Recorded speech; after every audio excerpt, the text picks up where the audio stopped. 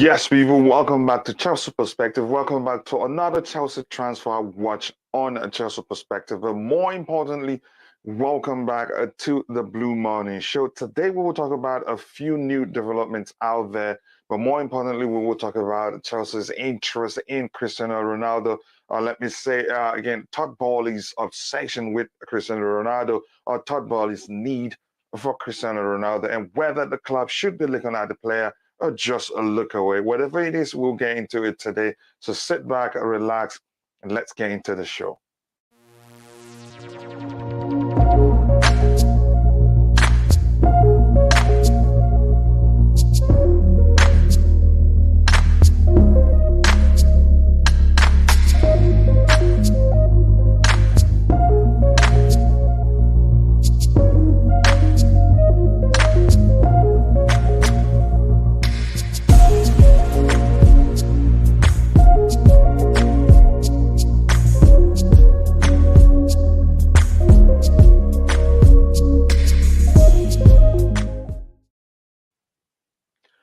Yes, again, once again, people, again, welcome back to Chelsea Perspective. Welcome back to another Transfer Watch show on Chelsea Perspective. I hope you're all doing well.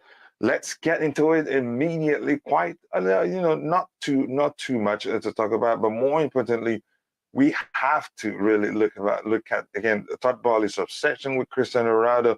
If you like, you could call it Todd Boehly's interest in Cristiano Ronaldo, or Todd Boehly's need for Cristiano Ronaldo. Some of us will understand. It's just again. Let me just leave that at the moment. We'll talk about it when we get into the show proper. Here we have again. Furthermore, Samuel, again, I'd be surprised if you're not the first here since we're talking about Ronaldo, your boy, 6 better like. Congratulations, but you didn't make it to the Champions League, though, if we're talking about, again, the league table. Again, here we have again Blue Morning, Kachila, panel and chat. Blue Morning to you too. Again, I hope you're doing well. Thanks so much for finding the time to join the show again. I appreciate the fact that all the time you're always available to support. Please like and subscribe to help the channel grow and continue to bring out again the transfer news and great pre-program and post-game shows. Yes, please, if you haven't, take a second to like the stream and subscribe to the channel if you haven't. And again, I want to know what you think about what's going on. But all right, let's get into starting. Let's start with the news we have out there. Again, the first one is again, we're not going to talk about that now. Let's take that one last. This one here says again from Fabrizio. This is Simon Phillips quoting Fabrizio Romano. He says again, Fabrizio Romano on Christopher Nkunku. Chelsea are working on it on both a player and club side with RB Leipzig. And the next step has to be the contract signing to consider the deal done. It's a work in progress, and Chelsea are on it. Just like we argued the last time we talked about in here, people were sounding like the deal is done already. But yeah, as we can see, yeah, the club and the players' camp and the selling club also are still working on it. So it's not a done deal. But I'm guessing Chelsea understand fully well that if they don't complete the signing of the player, and it will be even more difficult after the World Cup because there will be other clubs vying for his signature. So now that the player is still interested in coming to us, and you can say they are in competition, we should just try our best to complete the deal. That's by the way. Now I have my brother here again at the coolest Chelsea. He says again, big up everyone. Hope you are all good. Yes, hit the like button. People and subscribe to the channel again. No to CR7, but if we sign him, I know why Boehly again. Yeah, we know the reason behind that if it ever happens. But we've talked about him here quite a long, and you can say majority, quite a lot, and you can say majority of the people on here, I don't think we should sign him, and I still feel the same, and I will never again change, especially given his behavior when he didn't get things when things didn't go his way at United. So yeah, I wouldn't say I wouldn't call for us to sign him. Even that makes my argument even more solid. Again, Chelsea are pushing, yeah, to make Nkunku come to Chelsea in January, but I don't see Leipzig agreeing. Again, maybe they only agree with a deal where If we sign him instead on loan, which was the first thing we heard. But the possibility of him coming to January, if the two clubs are really talking, it is still there. The only difference would be they'd probably be asking for more money. Yeah, it's as simple as that. If we want to get him in January, they'd ask us for more money, and let's see what happens. Again, how are you, Lem? Again, how are you, by the way, Tobago? I hope you're doing well. So for Nkunku still, I think it's understandable why the club are really, really pushing to try to get the deal done by before again the World Cup, because after the World Cup it will be even more difficult. So again, if you're watching, if you haven't, take a second to drop a like on the video and subscribe to the channel if you haven't. Thank you so much for all the support. This one again is one that I'm also concerned about. He's a player I like so much. I've described him as a player who's capable of fulfilling the Fabregas role, but unfortunately there are other issues that seems again serious issues, if you want to say it that way. Um, it's again nationality. Again, there were talks on how he changed his nationality to make that work, but we're still learning from the Zakharyan Salah that again. I see a tweet here says that Chelsea have looked at options to sign Zakharyan ahead of the January transfer window, but it remains blocked by the sanctions. And that's one thing I do not understand. Again, how politics has crept into football so much, again, that in most cases has become, again, it has made it very difficult for clubs to sign players. And in this case, as you can see on the screen, it hasn't helped matters at all. Just give me 1 second here. I'm looking for something important. Okay, I've seen it. So yeah, again, it just seems as if this one is not going to work at the moment, but I'm not sure what happened to what we heard from the FA. No, so what we heard from some quarters of the Chelsea fan base, or content creators, saying that the FA saying signing the player would not be an issue. So apparently that isn't the truth. I hope we get him. Again, I hope we'll find a way around that. Tobago, again, saying hello to Tobago. Okay, good. Again, I hope Omari Hutchinson will be given a chance as soon. What a talent, what a kid. And to understand, again, more on how good the player is, I think Ty explains even further, and you should see some of his videos or clips if you prefer. He's such a talent that I hope, again, he'd get his chance. And a good thing is that, again, not long ago, when Graham Potter was asked about a particular player, I can't remember what player exactly, and his response was that, again, if the player is good enough, age wouldn't be again an issue. Again, quality is what matters. If quality is there, age will not be a problem. For the case of Zakharyan, IBC, how are you doing, brother? And thank you so much for finding the time to join the show. How you doing, man? Hope you're good. Yeah, I'm good. I'm good. Thank you so much. Would you like to speak on the situation of Zakharyan and how politics has crept into football so much that, again, you're even banned from signing players given certain situations? Who's banned from signing players? Dynamo. What's going on with him? Chelsea have looked at options to sign Zakharyan ahead of the January transfer window, but it remains blocked by sanctions. Oh, yeah. Well, it is what it is, I guess. You just have to wait till when this window opens and see what options we have.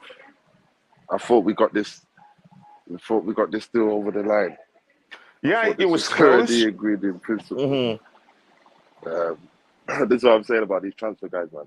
But yeah, man, we just have to wait and see, man, till January, man. It's very hard to say that it could be officially done until January the 1st, isn't it? He might leave, he might come. I don't know. I like to see him though. He looks like a good guy. Yeah. Yeah, and another one up there before, again, I want us to knock those out before we get to the Cristiano Ronaldo story.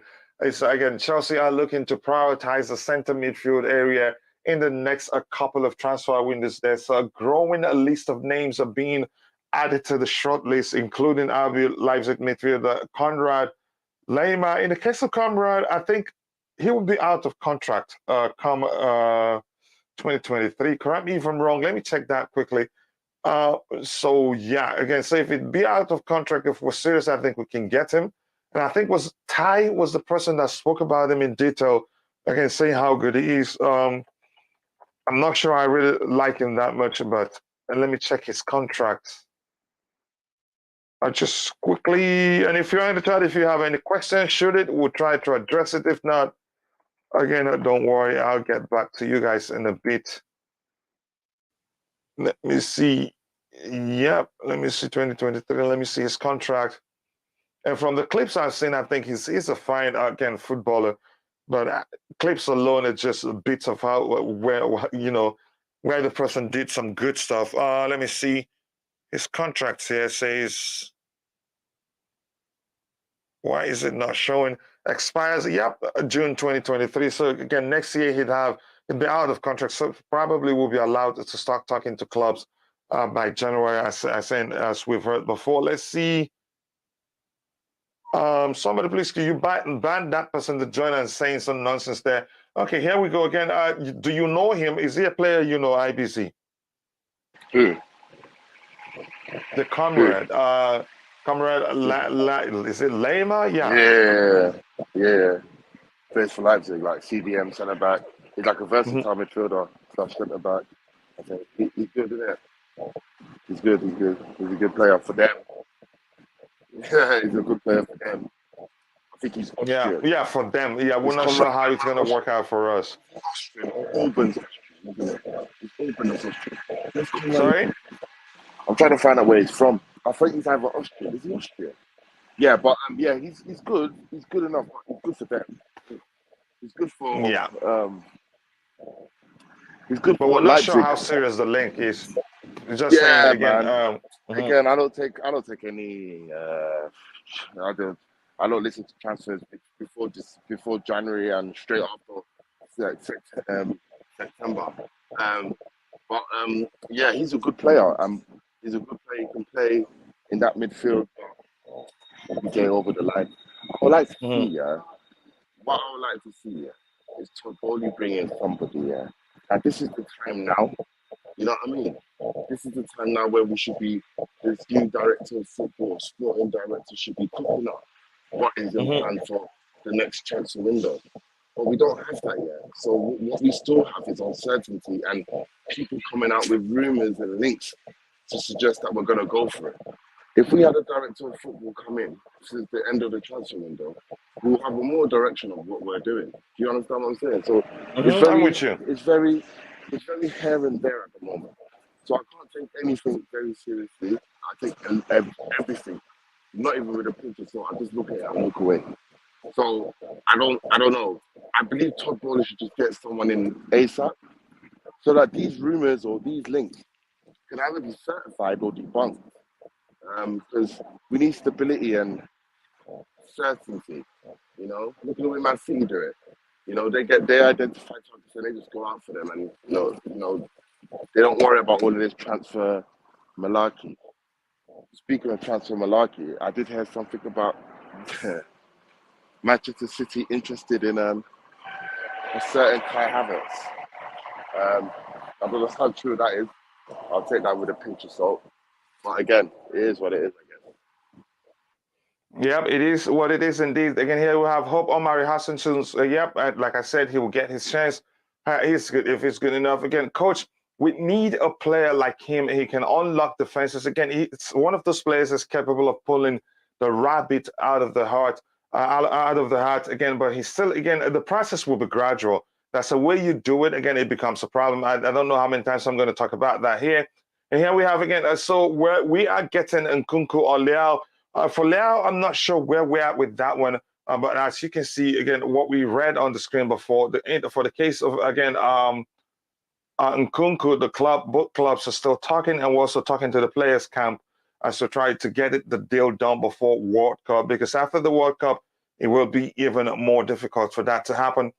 Here we have, again, Rafael Leao, Jonathan David, and Ivan Toney on Graham Potter's, again, forward list, and ahead of Cristiano Ronaldo.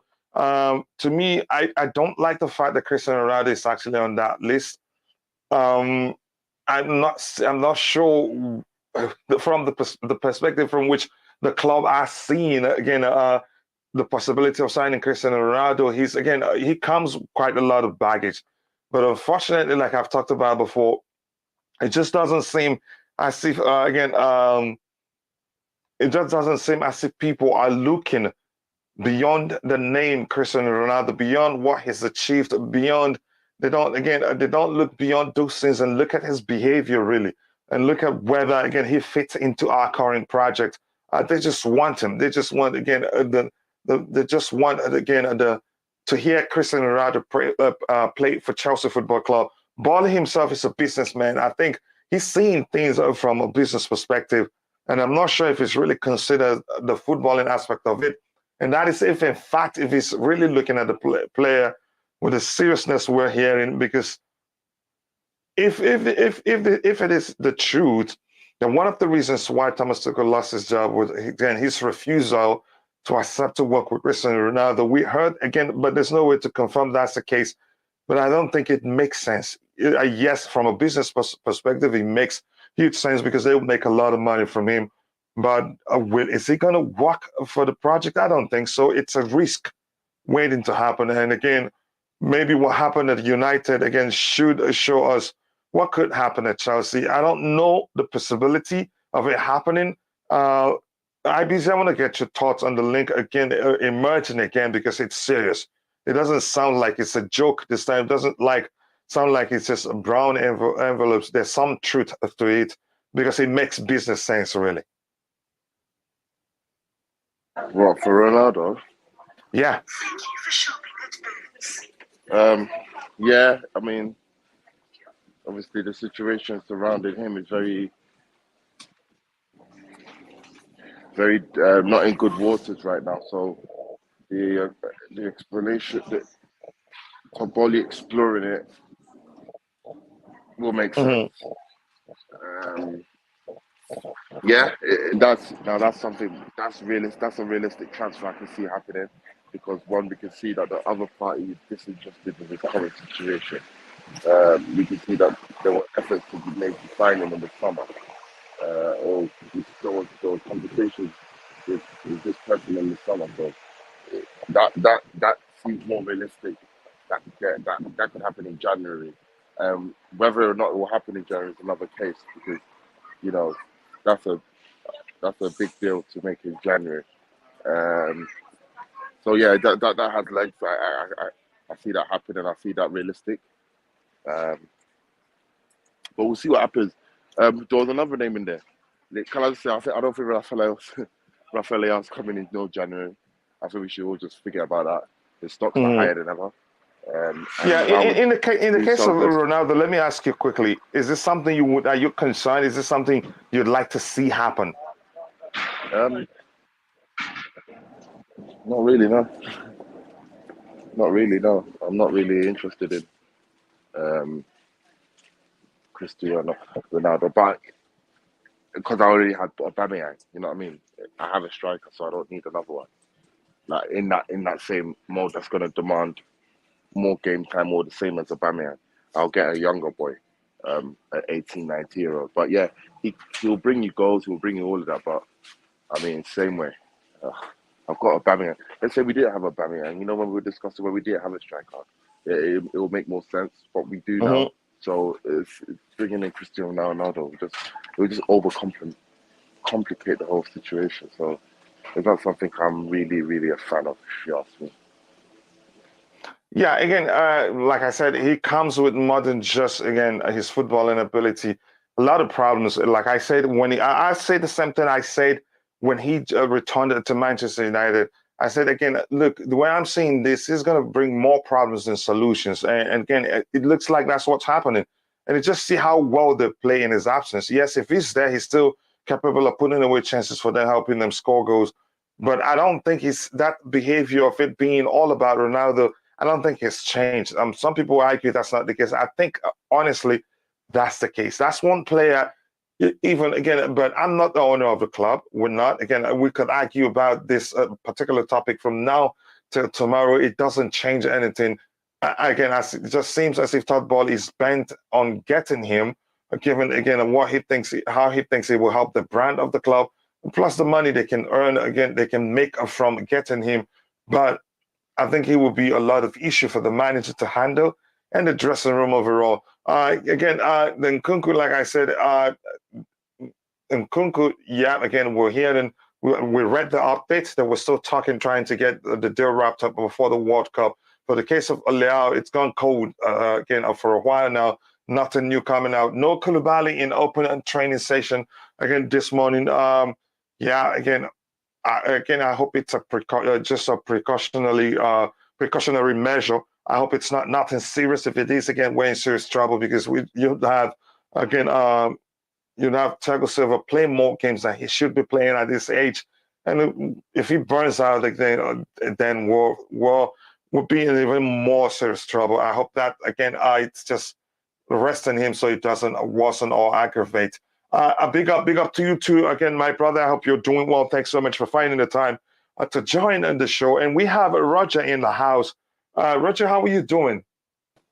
Good morning, gentlemen. I'm splendid. How are you?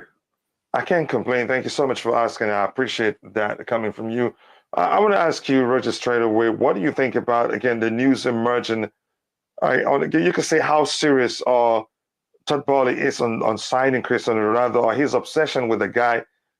Can you help explain to those that doesn't understand, why do you think he really needs, he's really trying to get him to sign for Chelsea? It's primarily because of one reason, and that's because of a high-profile player is an understatement. He's a superstar, and this is the Michael Jordan, or one of the two Michael Jordan that's playing right now. Because of the American market, he sees this as a business decision and nothing else.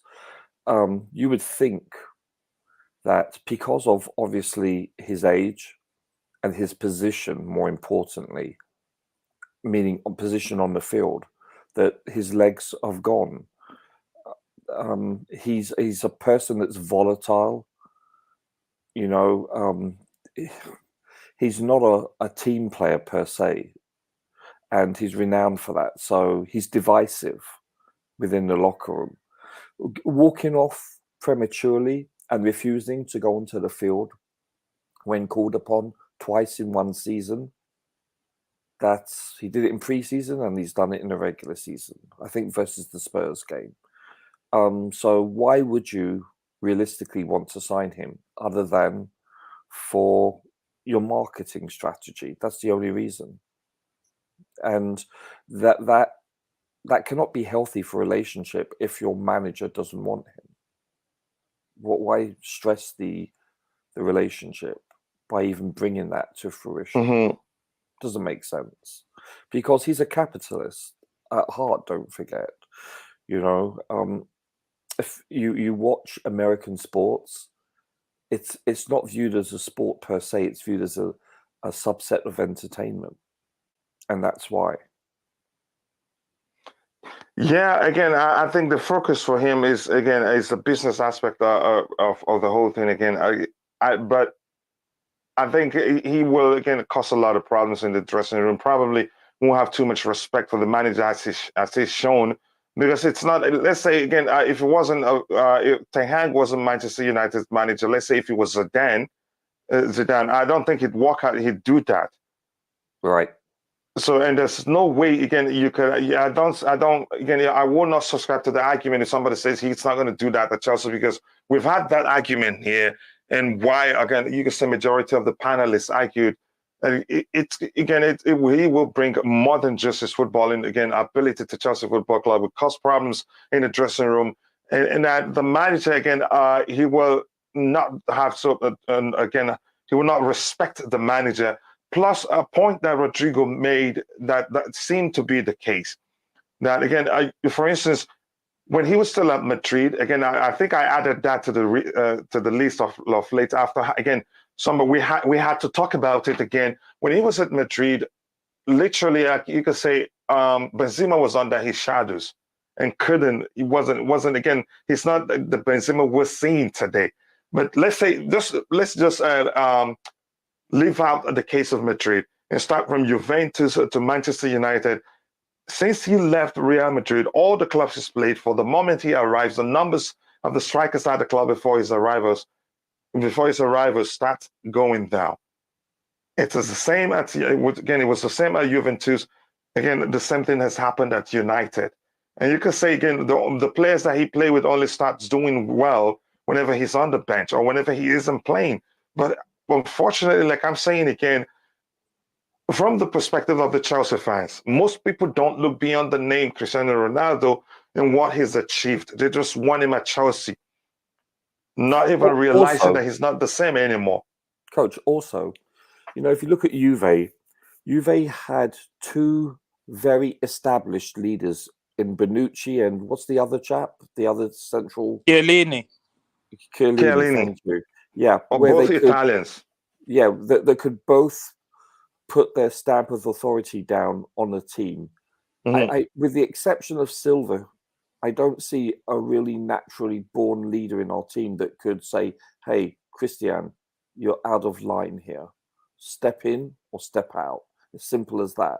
I don't see that we have those two or one per se person that can keep him in check. I really don't. He would run rampant in our locker room. He can smell blood in the water with a new coach. You know, if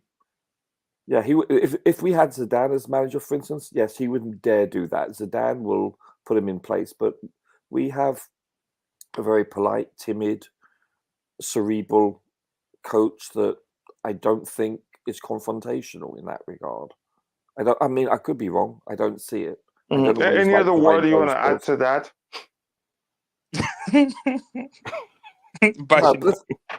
I'm just being honest here. I'm being honest. I don't know what he's like behind closed doors. Maybe he's a lion. I have no idea.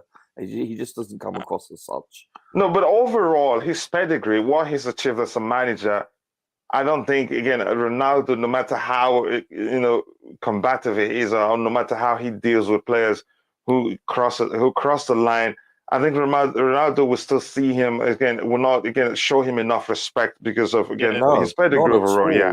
Yeah. But listen, I read his whole statement on Twitter. Was it Twitter that he gave? He didn't even apologize. This is how big his ego is. Yeah, and plus he doesn't have any affection or any link to Chelsea. Imagine he's doing that to a club where it's actually agent that he reveres. Yeah, what would he? He doesn't care. Doesn't have any. He detests us. Can you imagine what he'd do to us? Yeah. I don't think Boehly again. Maybe it's for him. I think no matter how you see it, no matter how competitive he is, no matter how much he likes to win more, there's how much Boehly would decide to pay him, he'd take it and join us. But I really do not want that to happen. It's going to be too much problem, seriously. Why I think we should assign a CR7. We bought players who are who thought would be decisive for us, but for some reason Sterling looks worse than Odoi at the moment, and Alba looks off. Alba, you can say again, Cho is more technically gifted than Sterling, even though even if you bring in the argument that Sterling has achieved more that Callum doesn't take much. It doesn't. It Seriously. Yeah. You know, the one thing I said about Sterling for years is, guess what? He doesn't have a first touch. He's not technical. And you saw that exemplified in the Man U game. His touches in the box were putrid and pathetic, inept. But we're really not here to compare them. You get the point now. But Rodrigo, your thoughts again. Overall, if you want to talk about the Ronaldo pursuit overall, you could say Todd Boehly's obsession with the man, him putting, you could say the footballing aspect of the whole thing over, business. Maybe are you really concerned? Myself, yeah. I'm Rodrigo. Oh, I'm so sorry. Sorry, no worries. Rodrigo, are you there? Yeah, but go ahead, Roger. It looks like he's busy at the same time when he comes back. I'm very much concerned. Mm-hmm. He's not looking at the big picture.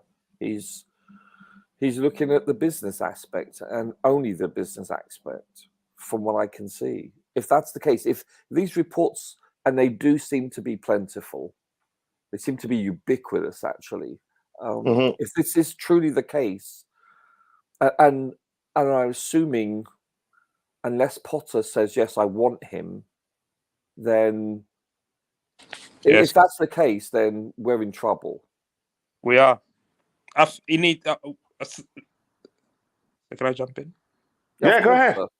Yeah. Sorry, I think Todd Boehly, he need to come. He said that one of the reasons, obviously we don't know, but one of the reasons he didn't work out with Tuchel is about this culture thing he's trying to build to Chelsea, and then this philosophy or working collaboratively, blah blah blah, all these buzzwords they use in corporate world, and then for him to turn around and get this guy, we've seen it daylight how he's been treating United. Didn't turn up to preseason. Fair enough, he had some family issues, whatever. But even when he came back, there was a game United versus Sociedad. This is not the first time he's left the stadium early. Second time. Sociedad, he left early. Last season, he had a lot of even his attitude on the pitch. He's a legend of the game, but right now, come on, Mr. Boehly, we have a lot of things, a lot of priority that he needs to focus on, such as someone that can compete with Reece James, a midfielder. There's so many things that Chelsea lack right now. Like Cristiano Ronaldo is not priority. It's not even the fifth priority right now. I think Chelsea fans are maybe they just see Ronaldo legend, all these goals and stuff. We lack goals, so let's get someone that can score goals. Nah. This guy's gonna destroy our dressing room. And one more thing as well is I don't think he will respect Graham Potter. I remember him.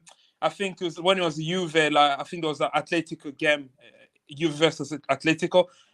Showing to the Atletico fan, I've won 5 Champions League. So he already has that in him. I've won these trophies. So imagine Graham Potter telling him, "Oh, sorry, mate, you're not gonna play this game." How is he gonna act? He's just gonna. Nah, he's not a good person to have around. You know what it is? I think. Sorry for interjecting. I think Ronaldo, as great as he has been, I don't think he's come to terms with the fact that Father Time has caught up with him and that he's not the player he once was. And that's a hard pill to swallow.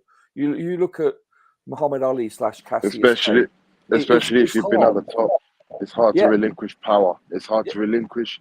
I could imagine that the baton is getting changed. The torchlight is going to another person. Yes, it must be hard. It's probably eating him, seeing Erling Haaland just scoring goals, and he can't even put 5 consecutive games together where he can score goals. It's eating. Yes, I understand when you're that great, when your name has been ringing bells for the past 15 to 20 years.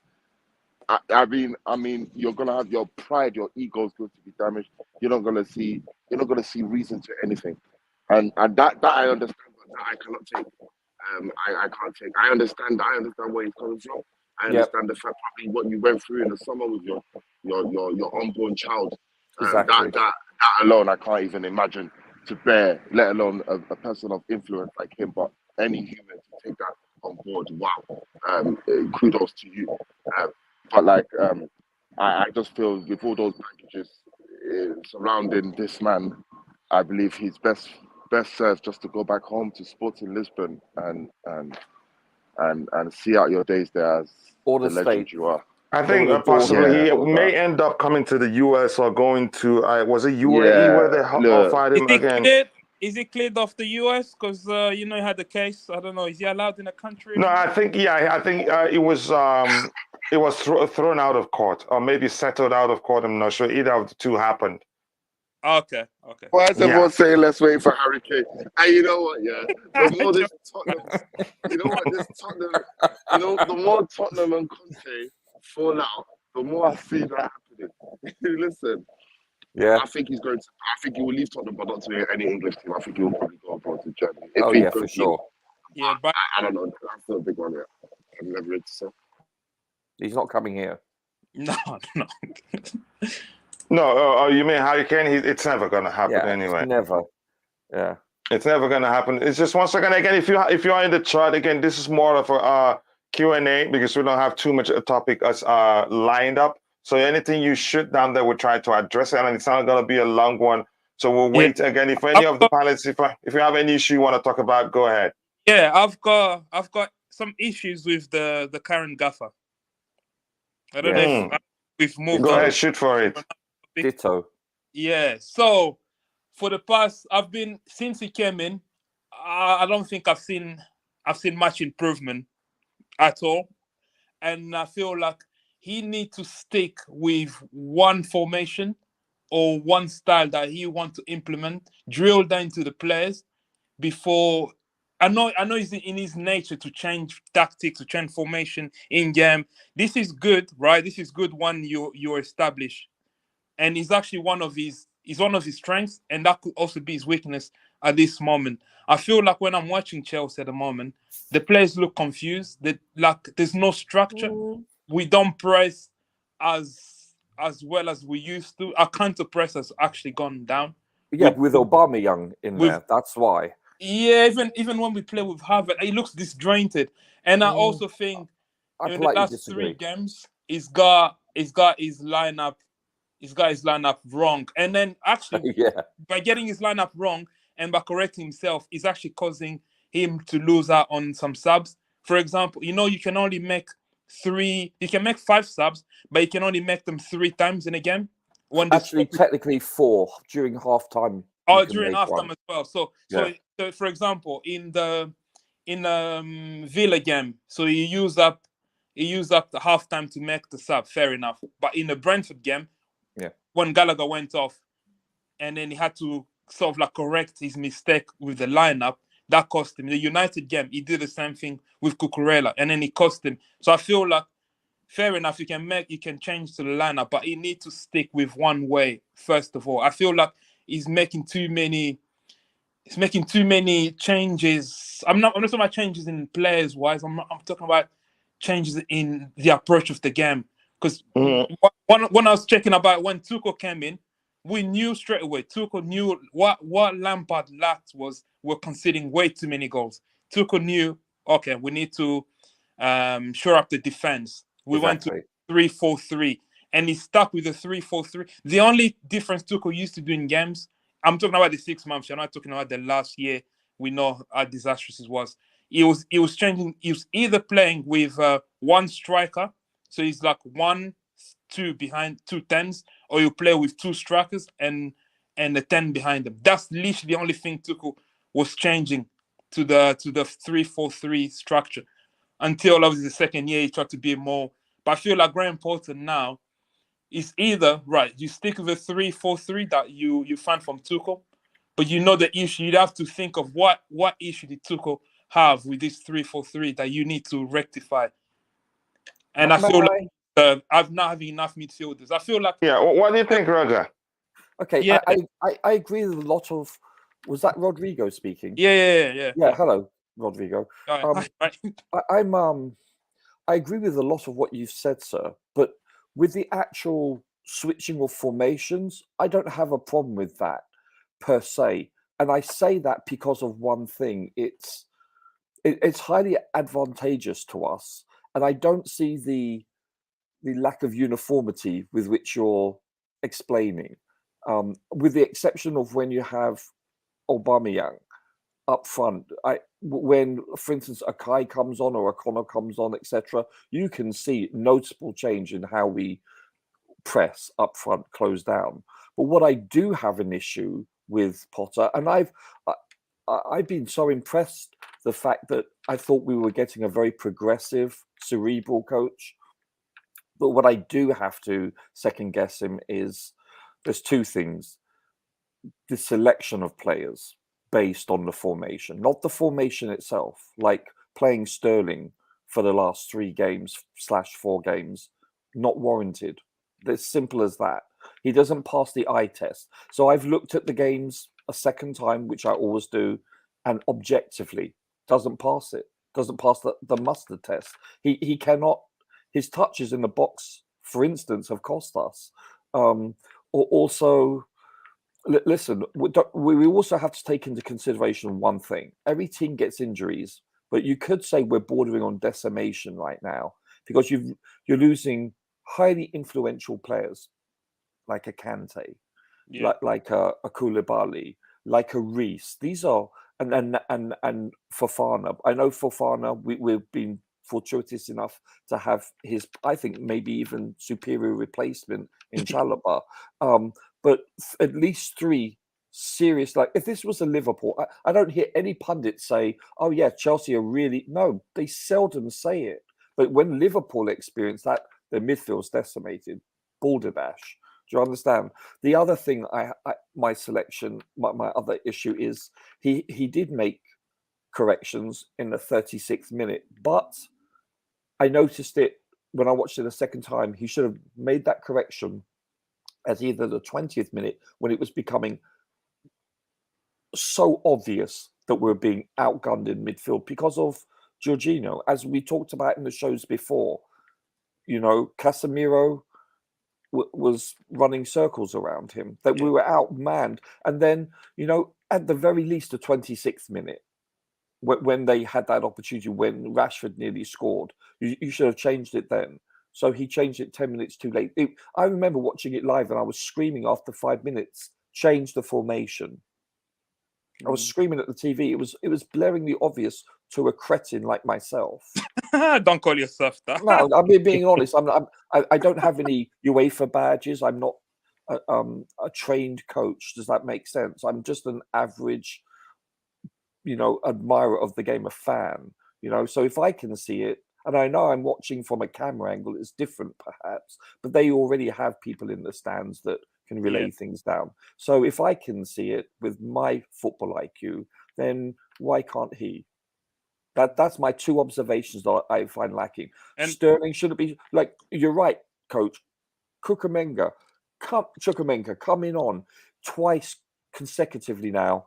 He is playing a man possessed, you know. He is a difference maker. His physicality, his speed, good Lord. 19 with the ball. Also, you look at Broja. I'm sorry, Broja should be starting instead of Aubameyang.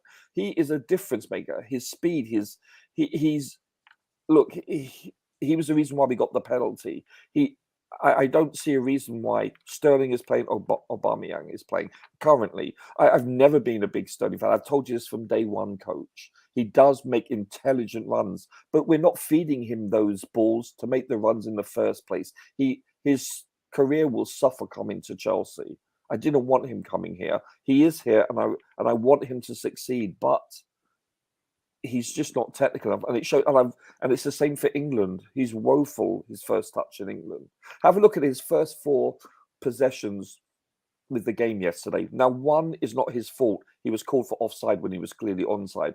But 3 out of the 4, his first, I think, 3rd and 4th, he lost the ball each time. He loses the ball. He doesn't have the technical ability, and he gets the ball caught underneath his feet often because his first touch is lacking. It's either too hard or too soft. Invariably, not always, but invariably, which I'm talking about the vast majority of the time. Mm-hmm. And I've always felt this since he played at Liverpool. I don't believe he's overhyped because he's English. If he was a French player or a Dutch or an Argentinian, he wouldn't be getting these plaudits. I'm just being honest with you. It's the bias in the British media from that sense. Yeah. But let me quickly. So just one thing is, you have to understand, we criticize the midfield, but we're depleted also because of injuries. Yeah, again, that's the truth. Again, we'll talk about that in detail. Let's just finish with the Ronaldo topic. I really do want us to talk about. No, it's not. It wasn't. It was again the panic bus driver Rodrigo. But I'm sounding like he's dropped the key. Really. Again, we'll come back to that, and it's okay. It happened. So that's why that's an interactive show for you. If you're in the chat, if you have any question regarding Ronaldo, or let us know your thoughts on the club's pursuit of Ronaldo, Orgra, again, you can say Todd Boehly's obsession with Ronaldo. We want to know. Again, if you don't know why he needs him, it's just because of his, again, what he offers commercially, how much the club will make, and then also the brand of the club and all that. Again, big up from work. If Boehly buys Ronaldo, I will personally take a rickshaw to Russia and retrieve Roman. I hope you do. I hope you do that. But you think I think Roman himself will actually look at buying Ronaldo and wouldn't even ask the manager. That's the difference. Yes, people keep liking the video if you haven't, and if you just arrive and take a second to like the stream. I want to just shed a little bit of light on what This is Bobby. Sorry. Go ahead. It was Roger. Roger, I do apologize. Yeah. Well, Roger. Roger was alluding to Potter. No, I'm not going to do it yet. Just finish what you're doing. When I'm ready, I'll chime in. Okay. PSG getting Messi was for business. PSG getting Neymar was for business. Why not Ronaldo at Chelsea? Again, we understand getting Ronaldo will be for business if it happens. But again, you can say Messi is well behaved than Ronaldo is. You can say Neymar too is well behaved than Ronaldo is, and he will be more problem than solution if he can't join us. And I don't want that to happen really, but it's not up to me. Like I said, we can talk about this all we want. And again, if the manager, if he agrees, Todd Boehly, again, we'll go get him. Again, I'm not concerned because I understand why even I don't want him. So, yeah, I'm not sure how to respond to that, your comment. I don't think Boehly would go for CR7 without the okay from Potter. Yeah, we'll see. Yeah, are you sure? Yes, man, he would just say yes to that. Yeah, exactly. Are you sure he didn't discuss it with Potter even before he joined us? Because you could say it's making sense now to argue that one of the reasons why Tuchel was fired really was because he refused. Again, he didn't want the club to sign Ronaldo, and it didn't happen just once. And reports out there are saying that even Tuchel at one point got irritated at how many times he's been asked about Ronaldo. So maybe his response, again, the response Boehly gets whenever he talks about Ronaldo, because it's business. He wants to make money. Yes, he wants Chelsea to win, and yes, he's shown that he understands that winning comes first, and then profit will follow first. Because a big name, again, sponsors will not look at you if you're not winning. So he understands that, but at the same time, he understands how much the club can make from Ronaldo. He's a businessman, and probably wouldn't take it lightly that Thomas Tuchel didn't agree for the club to sign Ronaldo. So forget what we heard saying again. They're not going to sign anybody except if Thomas Tuchel agrees with them. Yes. Coach, may I ask? Do you think our previous owner Abramovich? Do you think if he was still hypothetically owning the club, would he sign Ronaldo? He won't even. If he wants Ronaldo, he won't even ask the manager. I don't think he even if he asks the manager says no, he does it anyway. Sure, we know that. Sure. Yeah, it doesn't matter the big how big the manager is or the reputation of the manager. Yes, again, we need Ronaldo at Chelsea. Again, Hashem Garba, I don't think so. But if you think, I want you to tell us why you really do think we need them at Chelsea. And again, if you're watching, take a second, drop a like on the video and subscribe to the channel if you haven't. Hashem, again, why do you need them? So Tobago is not everywhere. I'm not sure where Tobago stands. Good day again, moderator. I don't think we need him. I say again, no to the deal. Signing for Ronaldo is not possible. It's difficult, but it's very possible. But again, my concern, not just from the footballing aspect of the whole thing, is the problem he comes with. It will be about him, and again, his presence could change a lot in the dressing room. Again, even on the pitch, whenever he's playing. I'll let Rodrigo take care of that in a bit. I want a structure at Chelsea now. Is all I'm praying for. It's happening even at a blistering pace. Even I think they're innovating actually. They're trying to again in some areas in the footballing director area. I'm hearing. I think they staying clear of that idea. They have some other idea. I think we'll try to talk about that another day. Rodrigo again will still send players under Tuchel. Do you really believe they will improve? Now, I don't think so. Again, but if you think so, then why was Thomas Tuchel fired in the first place? Todd should put all his energy into fixing our midfield. Exactly. We should prioritize that, but it doesn't look like that's a priority anyway. Again, our limitless says again less than 10 games, and we start questioning new coach. Come on, people. Again, a change takes time. Yeah, change takes time. But here's the thing. We understand the process. Again, it takes long. But the truth is, we're not going to, because of that, not talk about problems we see. We could have lost 3 games in a row, and of which he didn't do something on time like most people think he should. He waited too long. Had we considered first and 3 of them, maybe the outcome would have been different. You don't know. Okay, so again, some are saying the 9 games, 8 games unbeaten. Yeah, I get it, but that shouldn't mask the fact that we've been awful in the last 3 games we've played. Exactly. It's as simple as that. Again, Tuchel had a chance to sort out midfield issues, but he was happy with what he has, which is annoying. Again, he just has to. Again, he told you he was happy because he shouldn't come public and say, "I'm not happy that the club hasn't signed the midfielders I want," because he wanted the young, he wanted other midfielders that were talked about also, but. Here's the thing, like I said, he's not going to come out in public and say he's not happy. He will always tell you he'll be happy because if he says he's not happy, the players he has at his the midfielders he had at his disposal there won't be happy. It will come out as if he doesn't trust them. It will come out as if he doesn't believe in them. So yeah, I don't think he would publicly say he's not happy. No, that's never going to happen. Again, he's learning the players as he goes. Again, I will wait until after the season to question the coach. We didn't wait again for Thomas Tuchel. We were questioning his approach. Chelsea was some saying how boring Chelsea was under his reign again and all that. He knew what to do immediately. You could say even up to the time we won the Champions League, there was never a time we had 3 stinkers in a row like this. And you could see this. We didn't even see. Again, we played together as if he'd been a manager for years.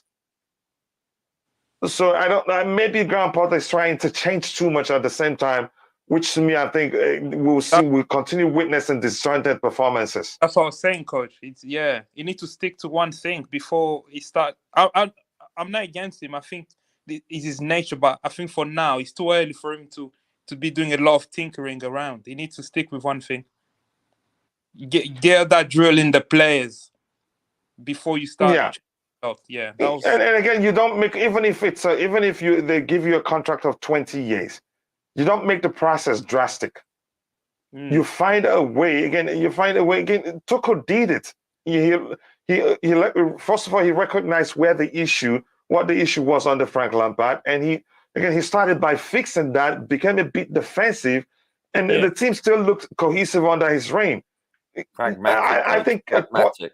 Yeah, exactly. Pragmatic. Yeah, a pragmatic approach. I think Potter is capable of doing that, but maybe I don't know. He trusts in himself so much that again, he's not taking it gradual. Again, it's concerning really. The 3 last games: Aston Villa, Brentford. Which one again? I think I'm missing one. Villa and Crystal Palace.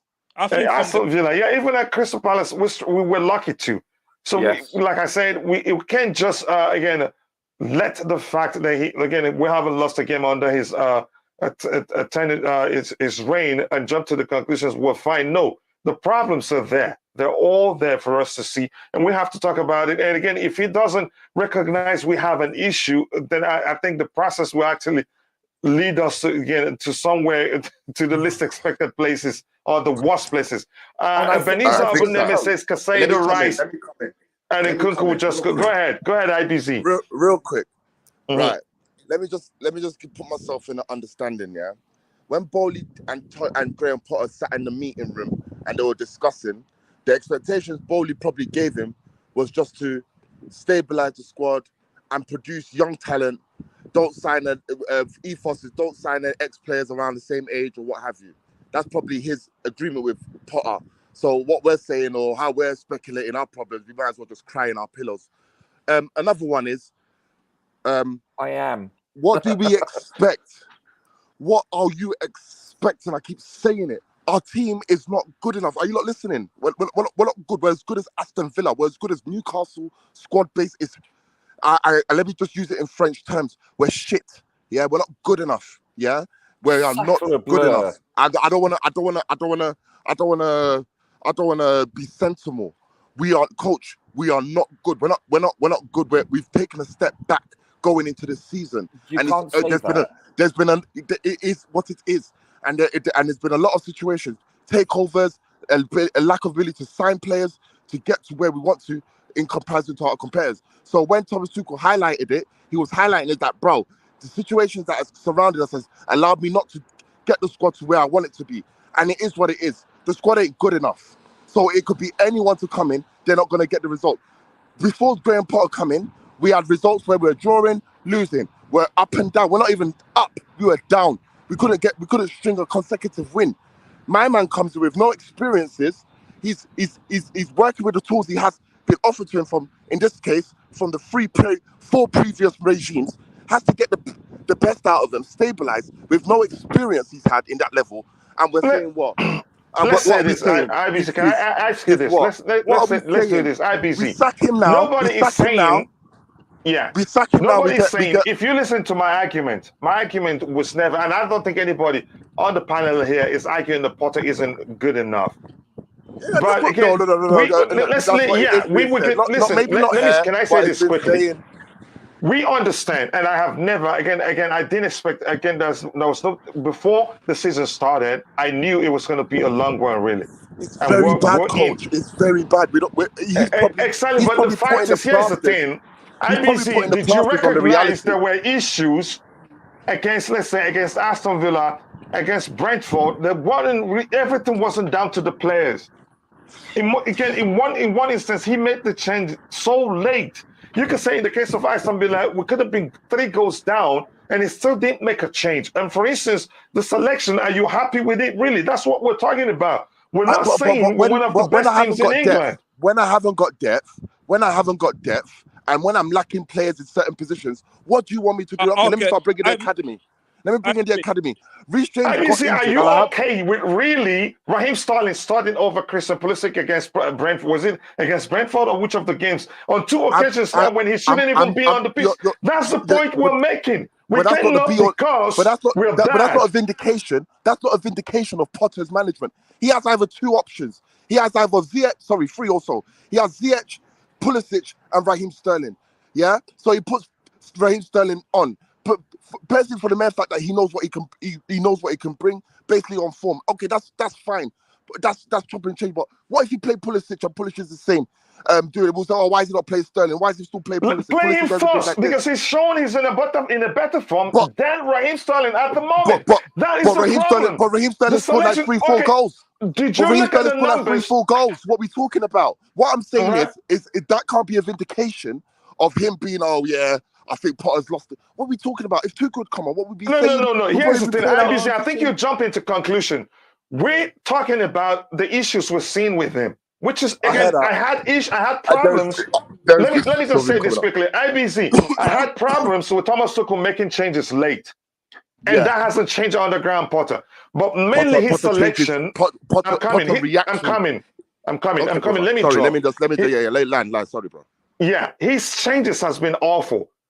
The last one, if you look at the numbers, tell me can you explain why he took off Kukurea and left again, what's his name?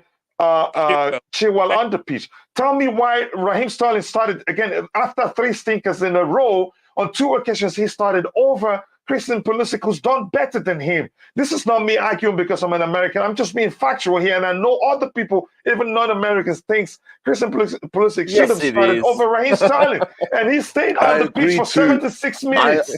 I agree that Pulisic should have started. That's the argument. Nobody's saying Potter is bad as of yet. And again, let's say we'll be dreaming and we'll be lying to ourselves if we look at the numbers and say, okay, we're good because we've been the past 3 games we had no business even drawing them. Okay, but go ahead with what you wanted to say. Okay, go on. No, let me just say what my point is. We need to exercise patience. We're not where we are, and we're not going to get to where we want to be. So these things are going to happen. We drew against Brentford. We just scraped against a poor Aston Villa side. We didn't really score from open play. It was a set piece and a mistake from Tyrone Mings. So yes, I understand that. You understand that maybe the system is not allowing more goals, but that's the crack. The players ain't good enough to make those moves. Kovacic, he had to come on to change the game. We haven't got minerals in the team to make that move. And I don't think Potter's just thinking, who is it going to be? How am I going to do it? This is the best option I have. This is the best I have. Like I think this is what he can't. Even if he tried it, there's no better he can get it. I believe there's no better he can get it. How are we gonna? My argument is that we scrap this whole 5 at the back thing. and get someone with an attacking midfielder, a CAM, a cam, someone that can pickpocket, find a striker, like Odegaard, like De Bruyne, like a Bruno or Eriksen, someone. I'm done with this five at the back rubbish because I don't believe it's. I think it's just more defensive than it is attacking creation. And he's probably seen that he probably had to work with it because Tuchel's worked with it. They're used to it, and the players suit the style. You know, now he's got injuries. You know, now he's got Reece James out. Now he's got Kante out. Now he's got what's his name out. Exactly, that's my point. What's he got to work with? He hasn't even made signings, so we have to exercise patience. And we're not losing, guys. This is not. That's the thing. Yeah, Here's the thing. IBC, can I say something quickly? That's the point we're at. If Potter, as a manager, takes some time and then look back at the three last game we played and say, we're fine, then there's a problem. I don't think he said that. I don't think he. We're doing the same thing here. Yes, we're winning, but we cannot, because we're winning, and let the unbeaten run mask the fact that we've had three stinkers in a row. You can argue we could have lost them all. That's what we're doing here, and we have every right to. Coach, you know what else? I understand, but I don't want the narrative Potter out. I don't want that. You see, we haven't. It hasn't gotten to that. Flammable.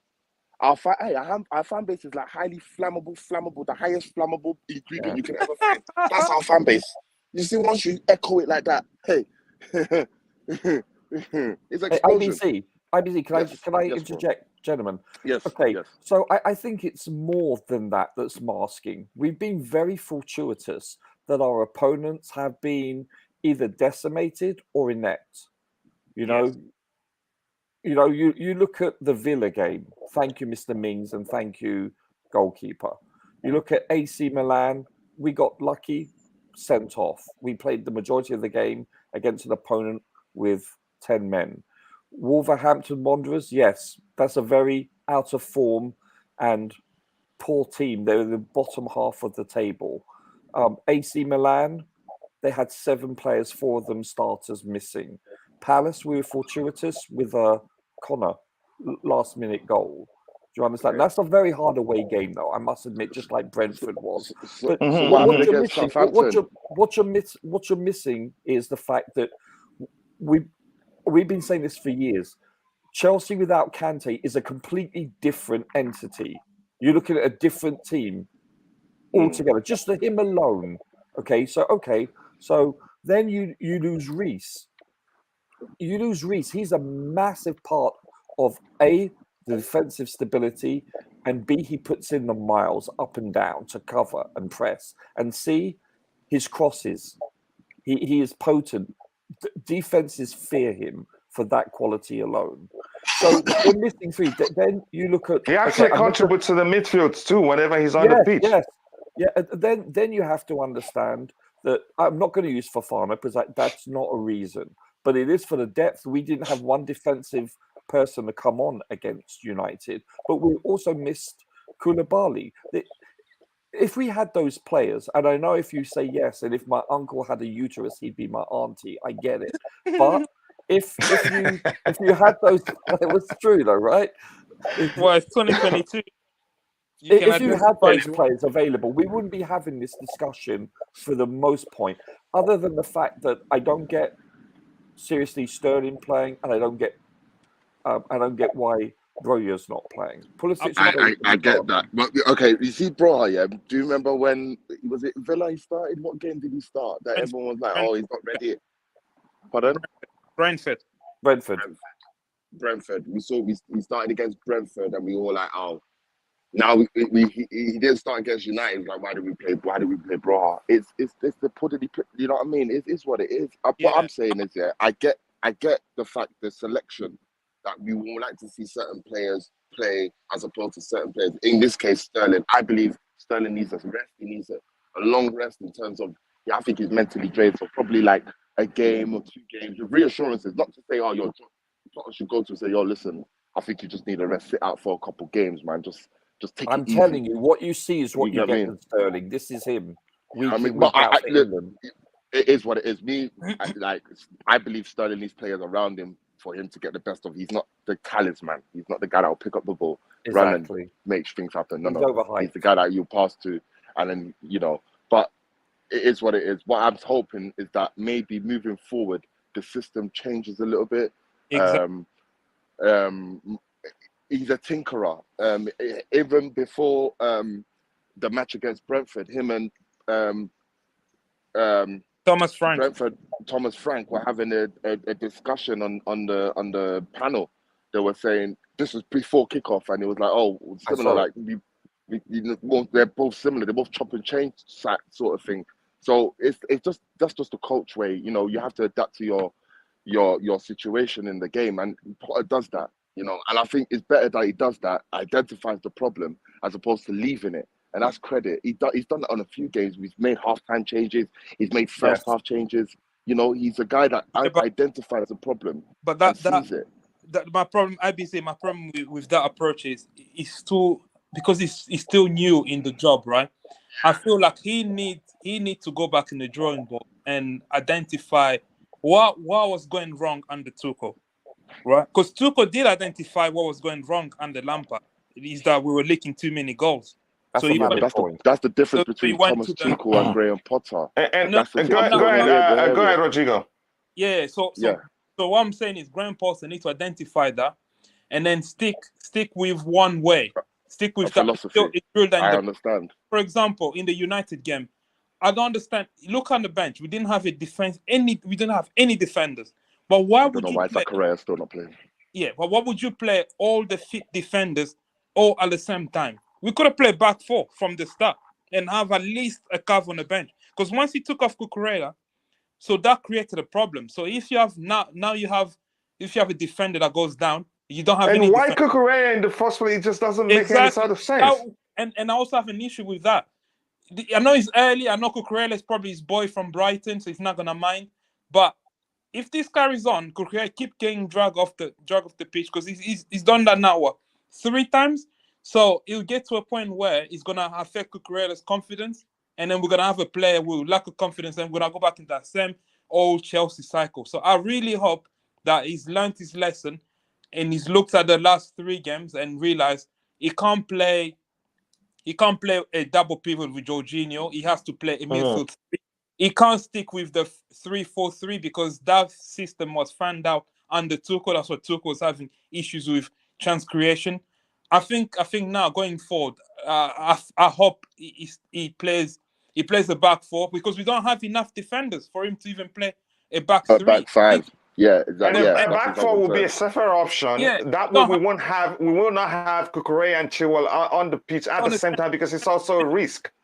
We can also have Chalobah on the bench. And if you look at the dynamic of our team, our defenders are humble guys. They don't mind sitting out games. I feel like most of the time, most of the drama at least that's what you think. That's what I think. That's what I see from.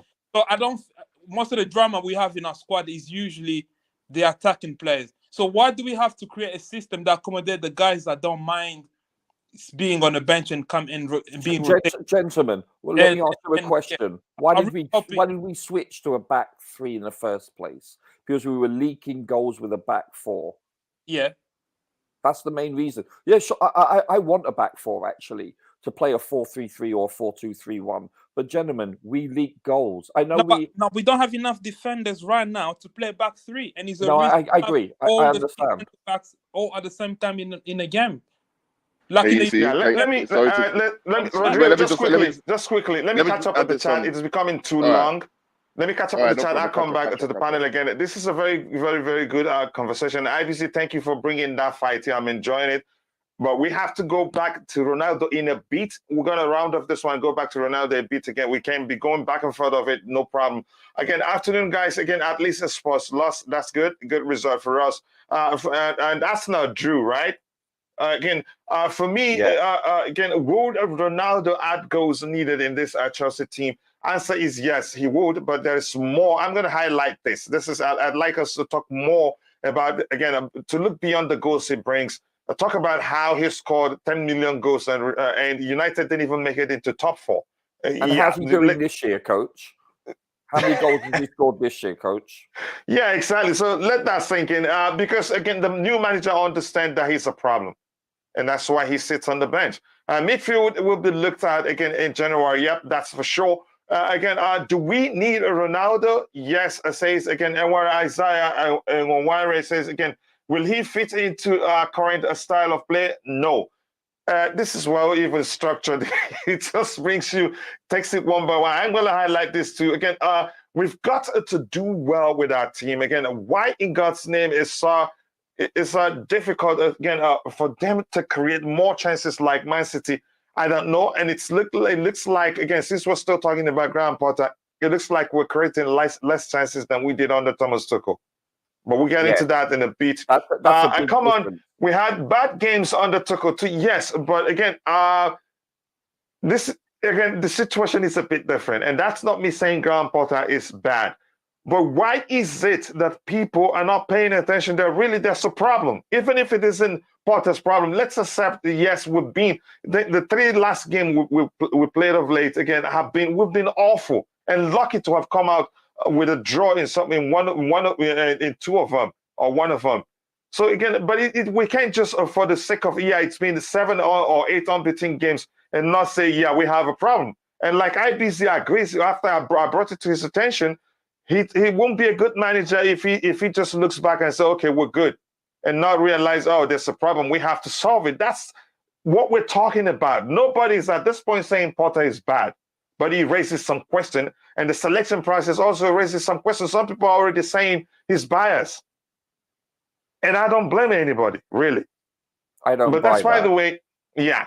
Here again, big up coach and panel, the Bluetooth again. Nice to see you, brother. We changed manager, we changed the defense, we changed the attack twice.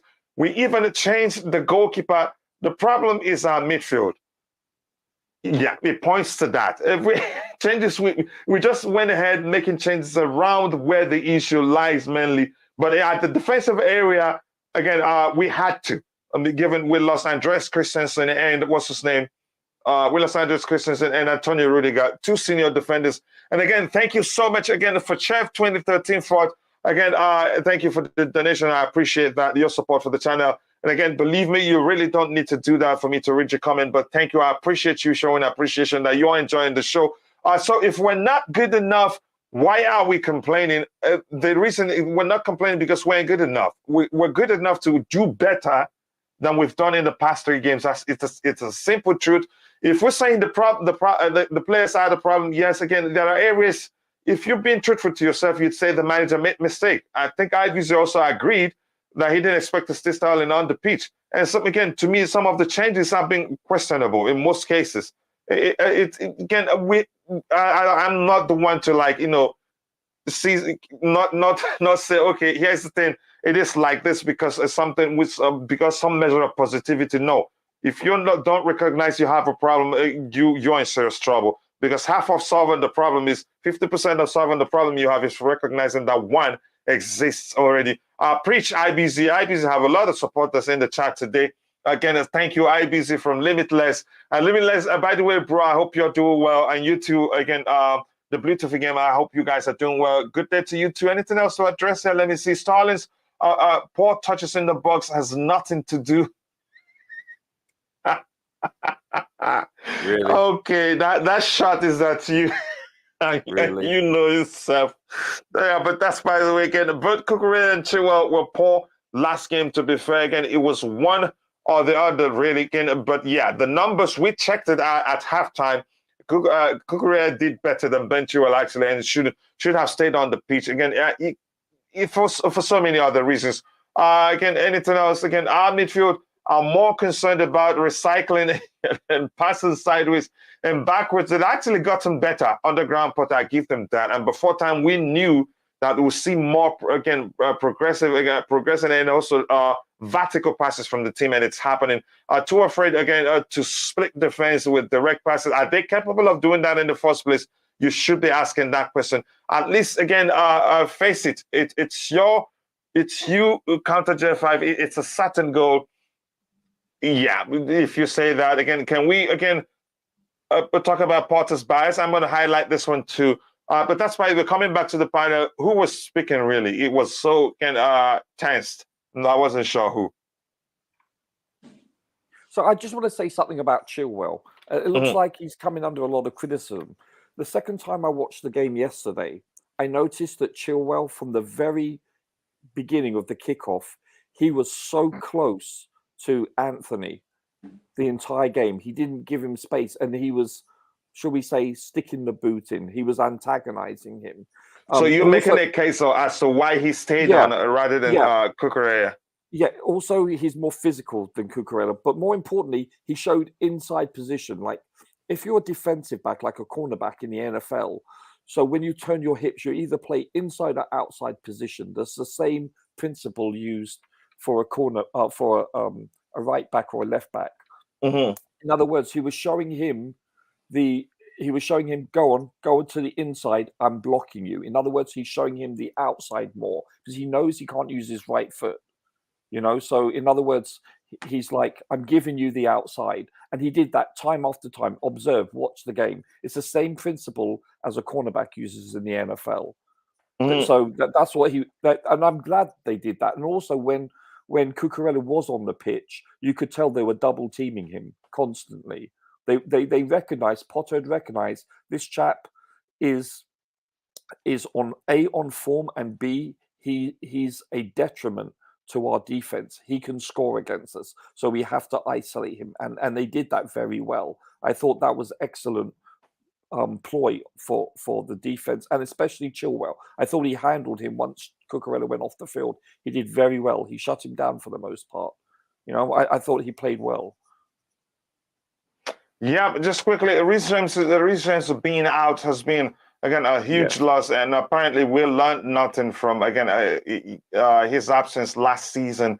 Again, Boehly needs to get in the deal before even thinking about Ronaldo. The Aubameyang signing, in my opinion, makes, again, any Ronaldo consideration obsolete. Even if we don't have Aubameyang, I wouldn't take Cristiano Ronaldo, and I'm serious about that. Again, but that's me. Like I said, we can talk about it from now to tomorrow. It doesn't change anything, really.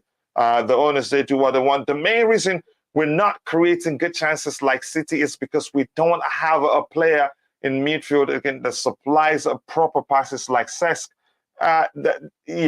Surprise, really. That's not new. A big up, again, what's new, Ronaldo? Now, we are good. I say that, and I say that loud. But again, look at it, 33%.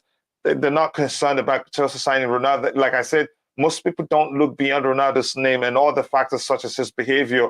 Again, like somebody on the panel, one of the panelists said already, if he's behaving like that at United, what is he going to do at Chelsea? Again, I said that on Saturday. The reason Chile stayed on, because, again, he's a better defender than Cucurella. Okay, again, but you could argue had had Cucurella stayed on, would have more opportunity to score because he's not as hesitant as Ben Chilwell is in the attacking phase. But that's, by the way, again, go ahead, Rodrigo. Again, if you have anything else to say about the Graham Potter argument. Yeah, well, I just feel like something about this Cucurella thing. I feel like, I don't know, I feel like it's going to affect his confidence, being dragged off at halftime in the 35th minute, being the player that always getting sacrificed. I think in the long run, we're looking at a situation that will. I just hope he has a conversation with him and they fix everything behind closed door. Because trust me, I've said so many times, a player like this getting scapegoated like this. Yeah, because even in the game, Cucurella is definitely not left side centre back. We should get this out of, because he doesn't have what they were both doing. They'll both get attracted to the ball, because Cucurella works in that position if he has a natural winger that plays on the left, like we did against Salzburg and against I think it was against Wolves, where we had Pulisic and we had the other game we had Sterling, that are actual wingers. So that allows him to play like a left back in a way, because Thiago Silva would then shift. But when you have Ben Chilwell, who's a wing back, he plays differently to Sterling and to Pulisic. He doesn't want to go go wide like a proper winger. So you get two players both being attracted to one attacker, and then you see how easy it is to do a 1-2 around them, and then you straight away you're behind the defense. So I think when we play Cucurella, he has to play either as a I don't even want him to play as a left wing back. I think Chilwell is better offensively, actually. Chilwell provides you with... Chilwell has a goal in him. That's what I want to say. He doesn't... Yeah, but in terms of Cucurella assists, I think Cucurella has shown he's better at putting the ball in the box. Yeah. He's good at passing lanes. He's good at that. He's good at... He makes those passes you like, how did you see that player? So he's good at that. But what Chilwell provides you is Chilwell will score the goal. He'll find himself in a box and he'll score. But Cucurella... He's more clinical. Yeah, it's more clinical. It's more like he has what Alonso had, right? In terms of like... Well, he's a poor man's Alonso. But here's the thing, I'd rather a player who will create more chances in that position than score more chances. I'd rather have Cucurella playing. I actually want to see...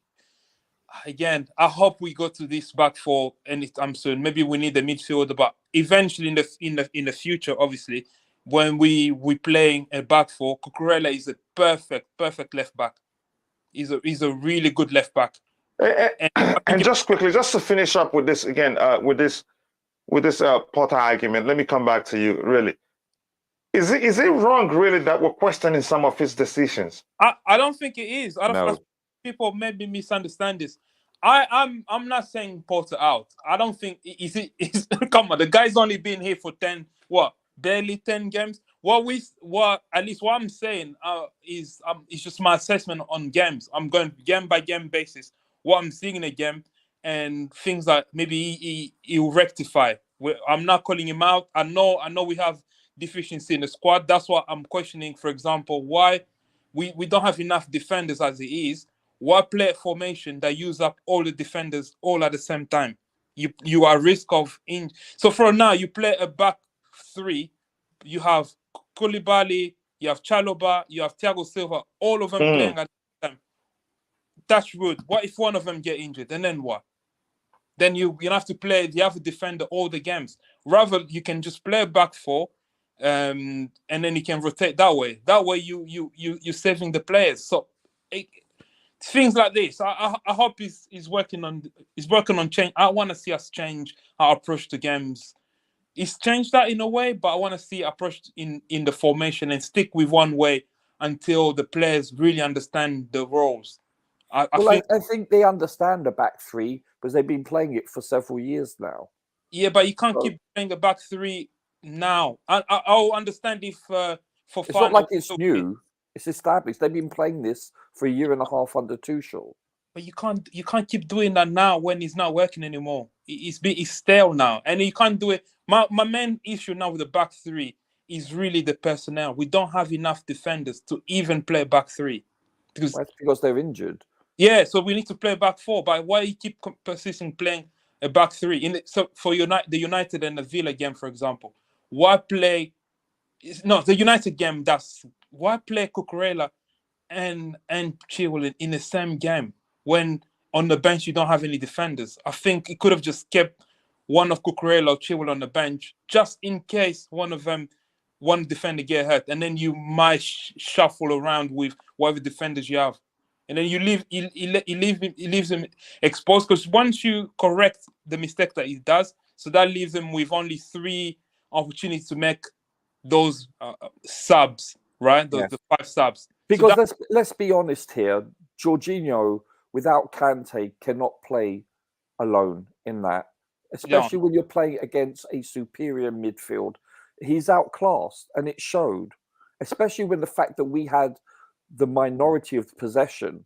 Well, without the ball, Jorginho is a huge liability. Yes, if we got 2/3 possession, Jorginho's deficiencies are not magnified, but they're reduced because we have possession. But without possession, it looks like we're playing with half a man less. That was always papered over, masked, if you will, when you had Kante on the pitch. I mean, you could have me on the pitch and Kante would make me look good. Come on, let's be honest here. Seriously, I mean, without Kante... Oh my goodness, you said that, really. It's the truth, coach. That's what Tuchel did. What Tuchel did is, let's dominate possession. Because when we do that, because when I have the ball, there's less risk of me conceding. So obviously Yeah, that's what we have. not too much risk at attack. Again, Yeah, Tuchel was again. That's a disadvantage of that. We play tiki taka. You need to have elite attackers. Like Barcelona, for example, is a prime example. They had elite attackers. They'll hold the ball or Man City. They'll hold the ball for, I don't know, 80% of the time. Maybe if you watch, and even Arsenal, they make penetrating passes. We don't do that. We lack tiki taka is the equivalent of body shots in a boxing fight. Body shots, body shot, then an uppercut. But you need to have elite pass. We just don't. We're lacking that. Create one chance, you have to take it. Afterwards, you relax. But that approach, that's all fine. Yeah, just quickly. Again, Brian Mawoko, sorry, your message got deleted. It's a machine. I hope you're an OG here, so I'm sure you know that already. Again, a Nightbot deleted your message. It's a machine. It's because you used all caps. Go ahead, Rodrigo. Yeah, I just want to say, even when I'm watching, maybe because obviously Porter's is different approach. I feel the last 3 games, at least, I feel like we don't look structured enough. We don't look. Either we play just become solid, hard to beat, but it looks like every time the opponent has the ball, they bypass us easily. Rodrigo, they actually cut through us like a hot knife through butter. You're right, but then again, we wouldn't be having this conversation if we had most of our prominent players available. You give me the best team right now, a City. You take out, yes, they have more depth than us, quality and depth, but you take out a De Bruyne, you take out a Haaland, you take out they would be lacking also. Yes, but Roger, we play. I watch Aston Villa versus Brentford. The way, I don't know, maybe because Brentford played the FA Cup final. We struggled to contain Brentford, and then I watched them play Aston Villa. They look like because they don't get up. They don't get up for Villa, but they get up for us. This is their FA Cup final. We've had this discussion. QPR, Brentford, what's it called? Fulham. These are bitter geographical rivals. They will play their best game against us.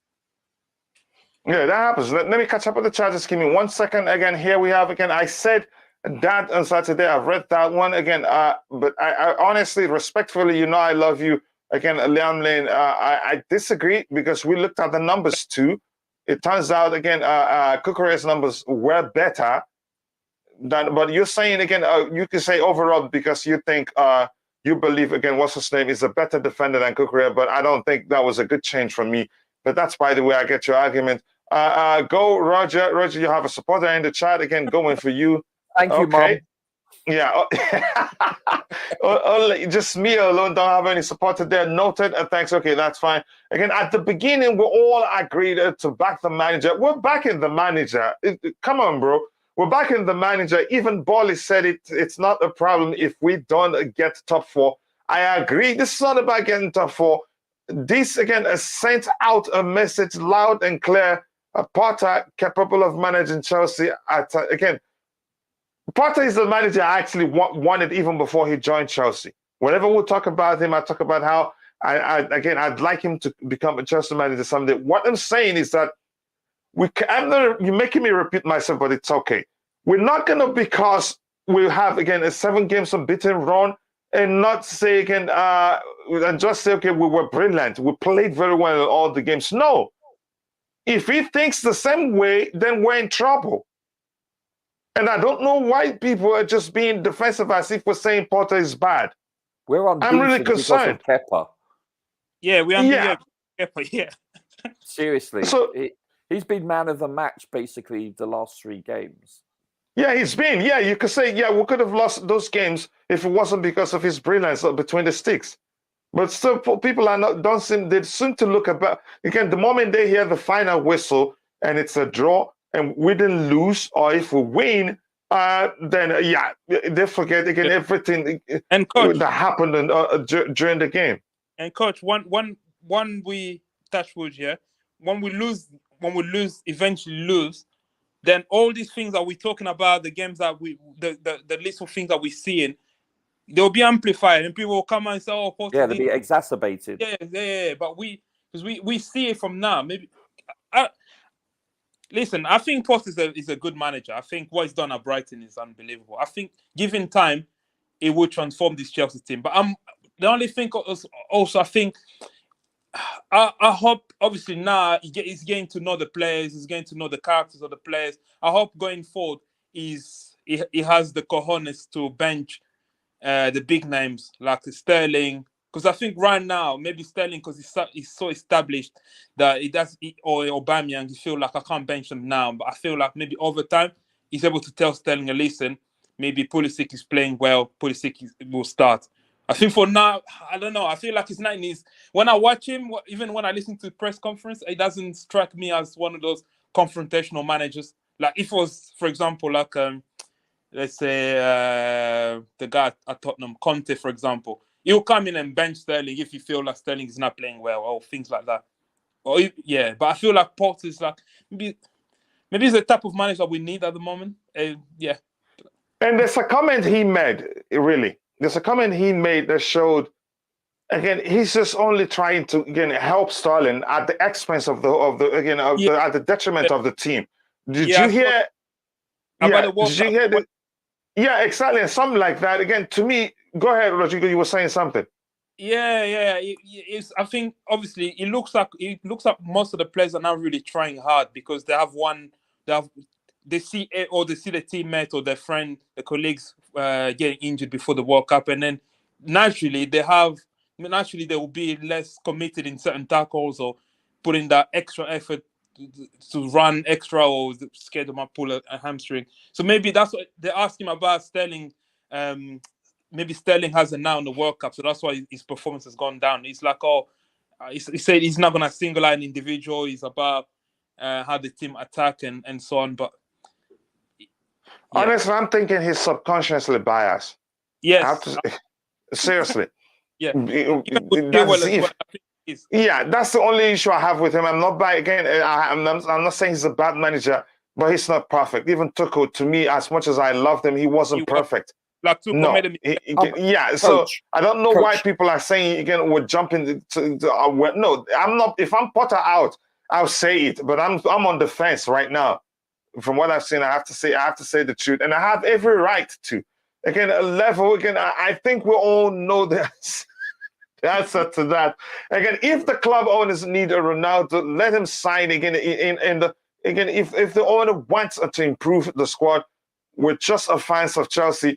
Yeah, but again, if you really love the club, you're so emotionally attached to the club that if they start faltering, it affects you.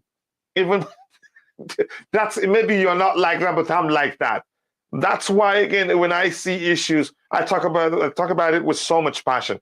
Because if they start faltering, it affects me. Whatever I'm doing, I'm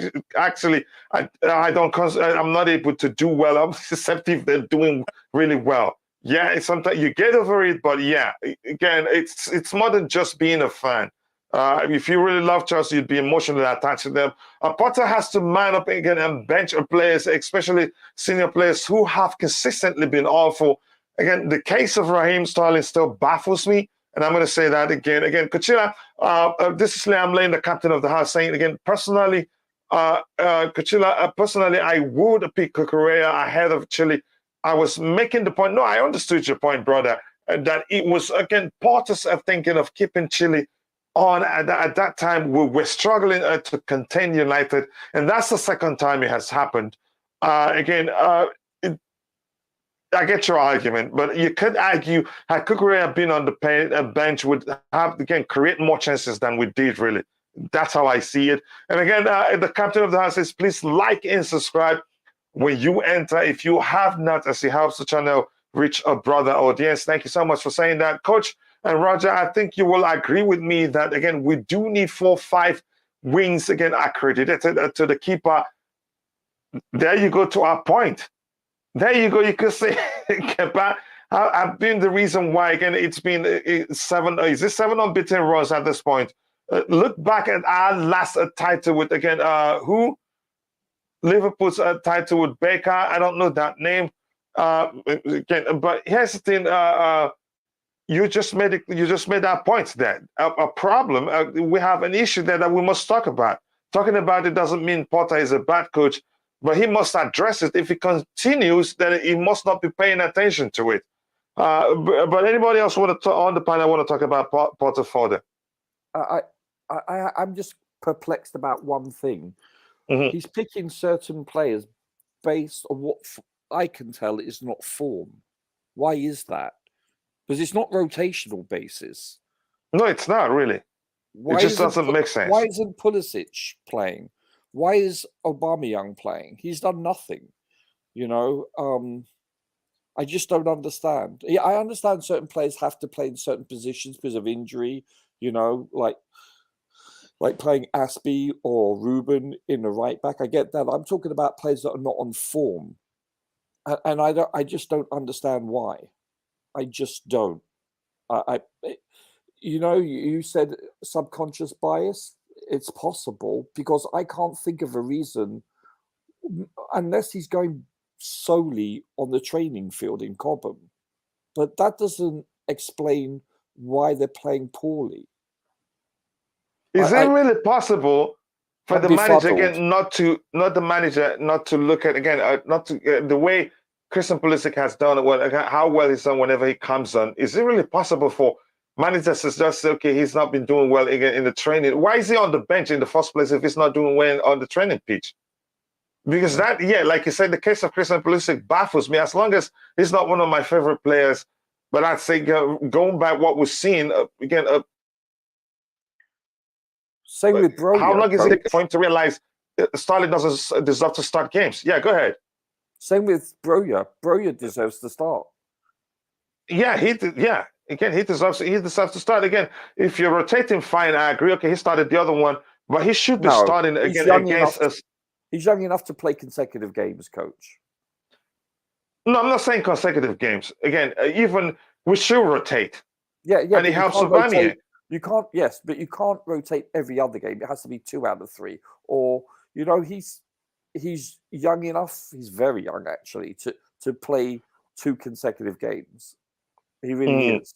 So I don't know if he's 36, then yeah, okay, you've got a valid point. He's not, but he is. So why not play him? Because he didn't start anyway. This is what I don't understand. You know, I want to talk about the goalkeeping later, also, if you don't mind. Yeah, we can talk about it. Let me just catch up with the chat. Rodrigo, you want to say anything right now? Should I go ahead with the chat and come back to you? Bus driver. Okay, I'll go ahead with the chat. Again, the goalkeeper again. Potter wasn't my first choice. Again, there are no bigger names available, really. And I still believe he's capable of doing the job, but he must pay attention to what's going on. He has to correct it. Something, again, like I said, making the changes late and something. Yeah, he made covers is coming, but there are other changes I thought he should have made earlier. Raheem Sterling on 2 occasions have stayed to the 70th minutes plus when he shouldn't have. I don't think he makes any sort of sense. Again, first choice, but if he doesn't get the trophy or top 4, he's gone. I don't think, it's not like we already know this season, they've given him the whole season to get a hold of the team and probably will sign him a few players to see if that will help him. He goes. Again, yeah. Because if he goes, that's Todd Boehly admitting that he was wrong. He shouldn't have sacked some of these. Some of these people, they have their own ego. They have their own. Yeah. But maybe he's a consortium. Maybe when they were deliberating on Tuchel, maybe there were some people that said no, keep him.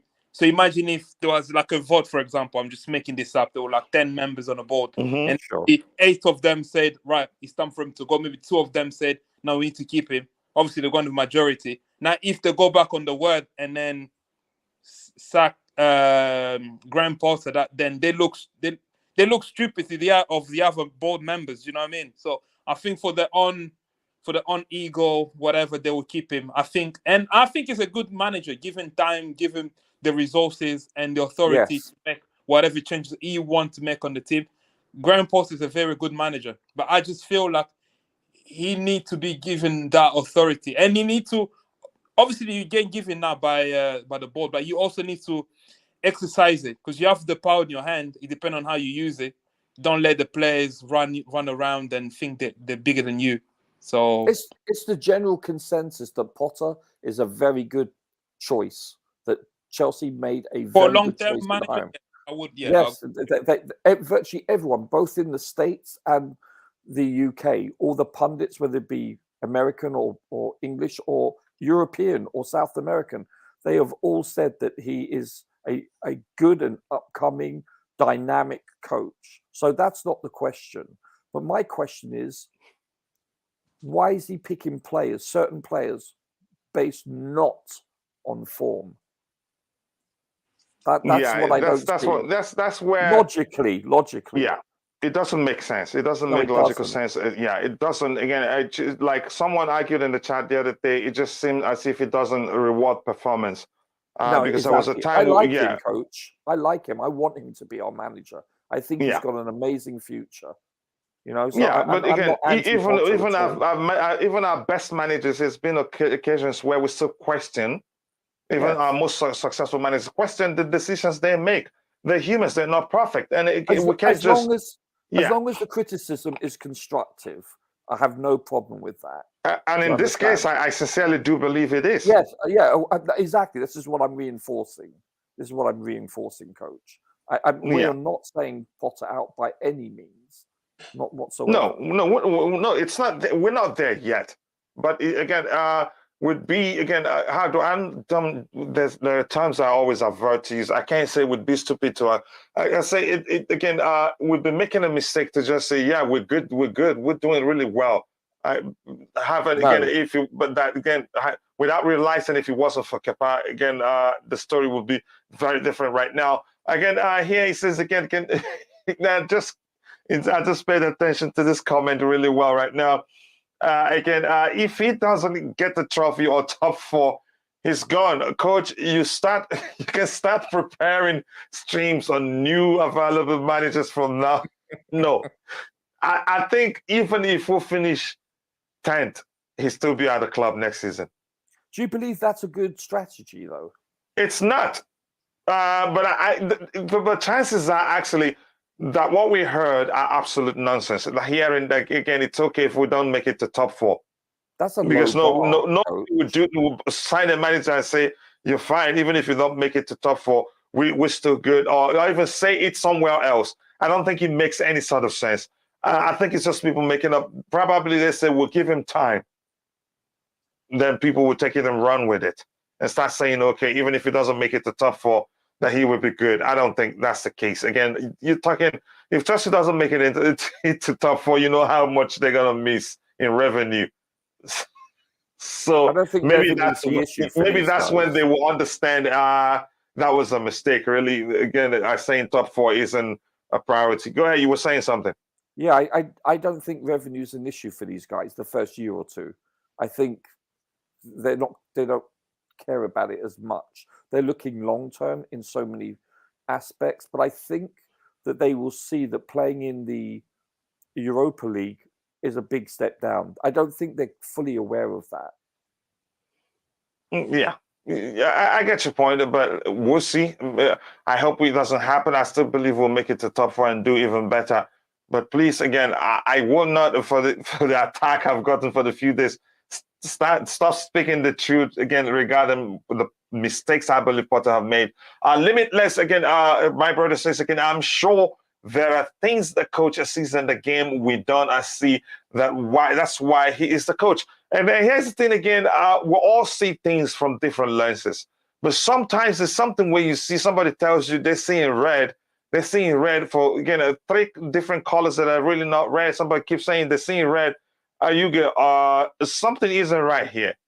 So if the fact that he's the coach doesn't mean he's always right. He gets it wrong sometimes. And you can say again, for a few times now, I've seen something at least I personally perceive as him being wrong. And the changes sometimes are wrong. Some people staying too long on the pitch than they should. In some cases, I just don't understand. In Raheem Sterling's case, it's been like more than 3 times that he stayed longer on the pitch than he should have. Were you saying something, Roger? Yeah, ditto. Not just on the pitch, but he shouldn't have been on the pitch in the first place. Yeah, exactly. And if he isn't performing, just take him off. It's as simple as that. And I'm hearing some nonsense again. We may have to look at that in a bit from Ty's tweets, and again, I've heard it from other sources too. Again, Lucky Omakari says Broya and Pulisic should be starting. Why Sterling should be a sub until peak? Yeah, exactly. But that hasn't been the case. That's why some people are pissed. Even Sterling's biggest fans are starting to say he needs to be dropped to the bench. No one understands why Pulisic is not starting, and it highlights how poor the Chelsea journalists are when they never ask questions. Yeah, exactly. About Pulisic and Zakharyan not getting a start. At least they've asked a question regarding Zakharyan. But I've been expecting to hear something regarding Pulisic and nothing. That's Coach, when you get to... Yeah. May I ask you something? How would you grade or surmise Sterling's performance against United? Please, I would like to hear it from you. He was awful, really. Expand. How was he awful? You want me to start saying things you've already said? No, I want to hear it from your lips, sir. Honestly, his overall performance, again, his link-up play was poor. Again, he still looks tired when he shouldn't be, really. Did you notice that when Chilwell passed down the channel several times, he was late to the ball? He is renowned for his speed. He was beaten constantly to the ball. And by the way, that defensive play was right by his shoulder. Mm-hmm. And we did see one instance where you could argue it was, again, a repeat of him hesitating to decide on what to do with the ball. I think it happened against United too. So again, touch? Yeah, that's constant. That's not like, it's not like it's one way to say again. But this thing here, this comment here is a delicious one indeed. Why hasn't the journalist asked again, Potter, what's going on with Christian Pulisic? Why again isn't he starting games? At least now. I'm surprised no one has. So again, I don't know if anybody on the panel want to say anything about that. Yeah, they never ask real questions. This is one thing that really annoys me about the media. They ask him like random, stupid questions that had nothing to do with either the game we're playing or the players that we have. Sometimes I've even watched press conference where they didn't even ask about team news. That's how stupid that some of these journalists are. Mm-hmm. So you can say they're biased too. They have certain players they really want to know about, not Christian Pulisic. But go ahead. Be rest assured, if we've had any US based journalists, they'd ask them that because they know lots of Americans who follow the game, who follow Chelsea also will be questioning what's going on here. But go ahead, Rodrigo. Yeah, like for example, I remember there was a time where that's what we took. They used to ask me about Mason Mount all the time. Now, come on, there are other players. So it's like you said, they have favorite players that they keep asking and asking.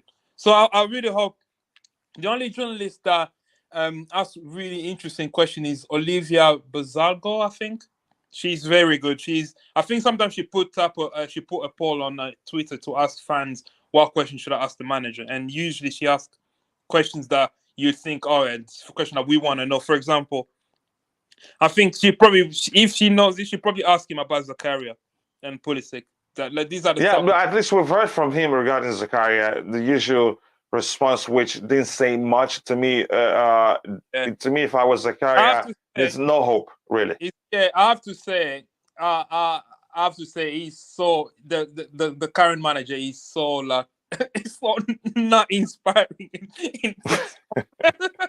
I have to say, I find him very bland. Very no. Oh yeah, compared to Tuchel. Yeah. He's not charismatic. Compared to Lampard as well.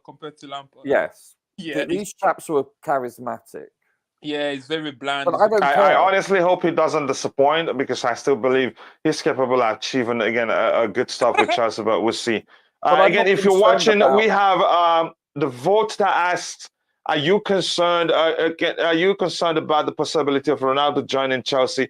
69% says yes, 31% said no, and we have 89 votes. Again, if we have 89 votes, we should have more than 36 likes. If you took a second to participate in the poll, it also takes a second, just half a second, to just click the like button. Please do take a second to click the like button and also subscribe to the channel if you haven't. The likes go a long way for the channel. It helps us reach a wider audience. Like again, Lamlin has said in the chat. Go ahead. You were saying something. Sorry. No, it's okay. That's fine. Oh, okay. Here we have again. We've read that one, and here again it says again Porter should stop tinkering too much with his team selection until Kovacic sub. Chelsea should have considered 2 goals. And had we considered first on that day, it would have been difficult to come back from it because we'd be exposed even more as we'll be all out to get an equalizing goals, and it becomes again a risk, a serious risk for us, guys. Again, just to let you know, I am clipping these and keeping receipts. Go ahead. I cannot wait till the end of the season. Yeah, please. It's important. I hope. Again, like I said, go ahead. But now I'm going to be cautious what I say. I'm just kidding. Go ahead with it. Again, Pulisic and Breuer should start games, while Sterling and Alba should come in as subs. Porter is trying hard to favor senior players at the moment. Again, of which you could say it's a bit political if that's really the case. But so many stuff comes to mind as to how he's handled the selection. Chelsea till I die, Potter will get top 4. He's capable of doing that, but we shouldn't be taking as much risk as we've done in the past 3 games. Once it's not working, once again we're seeing that the opposition is getting like chances that the goalkeeper is the one saving us and it's hitting the goalpost. Make changes immediately. Don't leave it late. It's a huge risk. Really. Again, good morning, everyone. Again, I hope you're all doing well. I hope you're doing well too. Jump out again. Mount got an assist against Wolves. Started every game since. Pulisic got a goal the same match. Got benched in the next one. Again, got an assist too. There was one he got an assist. Again, in the next 3 games, I don't want to grill Potter, to be honest, but he should reward minutes fairly. Yep, he should be rewarding performance. And it makes players want to do more. But now, I wouldn't say Pulisic is the happiest guy in the Chelsea dressing room, honestly. Why are the extremes different from the manager's desire? Can anybody understand that? No. Negative. Oh, okay. Maybe you need to elaborate. Again, no top 4. He has to go. 0 tolerance. He failed to reach top 4. Again, not sugarcoating this. Potter is not a top manager. So he needs to work magic if he's to retain his position at Chelsea Football Club. Here's the thing, I'm based in my judgment. Here's why I believe he's able to take it again, make it take us to top 4 and do even better. What he did with Brighton, again, what he's able to do with what he had at Brighton. And like I've said before, he's more of a teacher than Thomas Tuchel is, and as such, capable of bringing the best out of players. But is that alone? Would that be alone for him to do what I think no. I think more needs to be done. But I still think he's capable of doing it. But from what I've seen in the last 3 games, I'm really concerned, actually, if it doesn't change. But hopefully that changes. It says, coach, you need to relax. We will not be getting tough. We'll not be getting top 4 unless we get it through the back door. Okay, Well, I don't know what... No, we have to win the Champions League. I don't know what that means. What do you say, Rodrigo? The back door. I've seen the front door because to get it. Otherwise, God help me. I seriously do not know what that means. I'm not going to talk about it further. Like, what the heck do you mean, man? Take it out of context or what? Well, I'm a human being and an adult, so what we need to think about? Hey, my mother could be watching. Oh my Lord. Anyway, again, coach, you need to relax. We're not not be getting top 4 unless we get it through the back door. Oh my Lord. all tied to winning teams have one thing in common: a functional and elite midfield, and we don't have that. So again, overall, as much as this is funny, I love it. It's still a delicious comment, and it makes a really good sense. Again, we don't have midfielders who can score goals. We don't have midfielders who can even create chances consistently. Again, our midfield basically, even to the extent that my brother and friend Declan have argued, it's not the role of the 260s to create chances or score goals. And I'm not surprised, because it's become, again, that's how you can say the 260s, their definition at Chelsea is just to help control the game. Yeah. So I don't blame anybody for saying it that way. Again, if you haven't, please do take a second to like the stream and subscribe to the channel if you haven't. We have 94 votes, so we should be doing better than 38 likes. Please, again, the likes do go along with for the channel. And I still want to say thank you to this brother right here for the donation. Again, Shave, again, the name, again, Shave 2013 Fort, again, A. Thank you so much for that donation. I appreciate that, really. Let me say here again, I'm going to, I think I'm going to copy this and use it as a tweet. I'm serious. Again, top 4 is a minimum requirement, in my opinion. Again, yes, because we lose a lot if we don't make it to top 4. Forget what we're seeing, that again he's not required to make it. No, I don't think that's the truth. Why would they say that? Tuchel got sacked early after just getting his players with a tremendous cost. We have to see the fruit of the decision. Yeah. But you could say, again, we signed a lot of players, spent a lot of money, but we didn't really solve the problem we're having. Go ahead, Rodrigo, you wanted to say something, brother. I wanted to say, if you notice under Tuchel, obviously it was very bad, but the only positive we had, it was that all the new signings were actually playing well. But obviously, because they were his signings, but ever since Potter came in, I think like all our new signings have really looked bad. Sterling, good performances. I know Rodgers, you don't rate him. Been under Tuchel, because maybe when Tuchel signed Sterling, maybe he had the vision of where he wanted to use him, and he was kind of working. Not to the obviously he wasn't giving 10 out of 10 performances. He was giving at least 7, 8 out of 10 performances at times. But even Koulibaly was looking alright, apart from the Leeds game where he was, I don't know what happened in that game. But apart from that, even Cucurella was actually, remember how we were so impressed with Cucurella in the Everton game? That was he literally had like half a training, and then he came in and he was playing really well. So maybe he should have been given the time, where obviously that's just a different conversation. So you can see those in his vision. So now with the new manager, so top 4 is a must, because then it will justify the decision to fire the manager so early. That is really some delicious point you just made there. What do you think, Roger? I think it makes some serious argument there that we need to look into. What's that about, making top 4? No. The argument that the new signings, they actually were doing well under Thomas Tuchel. Okay, so the only hesitance I have with that is the sampling rate. How many games did Potter play? They've played more games under Potter, you could argue. Yeah. Right. So no, I'm just saying, though, hypothetically, your form goes up and down. It's sinusoidal, a sinusoidal wave. Do you understand? So they played very little under Tuchel. So there's not enough sampling rate to extrapolate the data that we could, come to a conclusion with. Does that make sense? So what did their performance drop then? So they could have just carried on that momentum they had.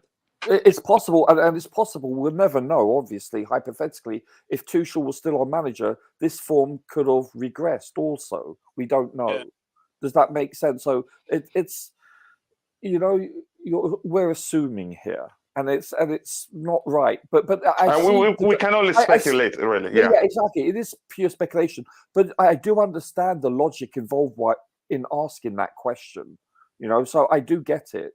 But it's maybe they've been asked to do different things within a certain system. Like you play a 3-4-3 hypothetically. Maybe Tuchel was asking Cucurella to do things differently than Potter is. So yeah, that could account for maybe why his form's dropped. We don't know, and we're not privy to that. So, but that is a possibility. I don't doubt it. But I'm just saying, if that is not the case, we don't have enough data to form that opinion. There's a bit of team. Apparently, Koulibaly wasn't in training today. Yes, I'm concerned about him. Koulibaly. Oh yeah. Again, it could be just the club are being cautious. Just being cautious, because what we're hearing, it's nothing serious. It's just he felt a pain. So did this happen in training or in warm up? No, it not happened sure. In Brentford game. It happened in the Brentford game. I see. At the end of the game, right? Yeah. He finished the game, right? Yeah, he finished. Yeah. But it was it's just a precaution to live in again because we don't want to. I think Thiago Silva will probably it's a Champions League game, the next one, and usually it not less demanding than the league itself, so he can get it done. There's a chance we may not see Thiago Silva actually. I don't know. No, we have to. It's too important. The game is too important that he starts. Now you see my point when I was talking about playing back three when you don't have enough centre backs. Mm-hmm. Yeah. You could. You can't play all your centre backs all at the same time, and then you get situations like this. Yeah, you're really begging for it if you do that. Against Stalin, take on again once again V1-0. His decision in the final third is poor. Dwells too much on the ball during in transition. Again, a bit hesitant also when it's time to shoot. We sense that, which is why Aubameyang was able to run from again, like let me say Jamaica to the UK to take the ball off to shoot. So a ball he had in his front. I couldn't believe that day, really. Yeah. I couldn't believe it. I thought I was Sterling at first. And then I realized it was Aubameyang. But look where Aubameyang came from to shoot. Even if Aubameyang shouted, it shouldn't happen like that. Because the net he had it been left up to Sterling to be the one to finish that chance. Before he decides what to do, he would be at an impossible angle, because that was where the ball was going. But the Aubameyang had to come and just take it. So who do you find is more clinical, Pulisic or Sterling? That's a difficult one. I think a lot of Sterling's goals have been tap-ins because of the passing under United. And Man City's approach overall. But you look at Pulisic, he seldom has a tap-in. It's because of his shooting ability. I think you could say, I would say, again, there are types of goals that Pulisic can score that, again, that Sterling would be hesitant to go for. Like, Pulisic is the type, if there's a chance to score, he doesn't care. He wouldn't care how close the boots of two defenders are to his face. Sure. He puts his head, and not it out. But you can see Sterling a bit hesitant, like how is my face going to look if I go for this ball? Also, his dribbling has been poor lately. Pulisic is a better dribbler. If you ask, from what again, just consistency is what Pulisic lacks. Maybe he's a bit consistent than Pulisic, but you have to bring in Pulisic's injury issues also into that. Yeah. But in terms of finishing, Pulisic will put his whole body to score. But Raheem Sterling, everything has to be clean. Maybe sometimes he even needs to shine his boot too, before he shoots. So that's the difference between the two of them. And I'd take Pulisic anytime, any day. Go ahead. Thank you very much. I totally concur, because I watched time after time his first touch, especially in the box in that last game. Bless you, sir. Let him down. It was noticeable. Like if Pulisic was in those positions and he had received the ball, if you notice, he doesn't even try to trap the ball with his left foot. Mm-hmm. He can't even do it with his right foot, let alone his left. It's shocking. I think Pulisic and Sterling can coexist in the same formation. We play in a formation where we rely on creating Yes. from the wings, and then we don't play with wingers. We have wingers. Yeah.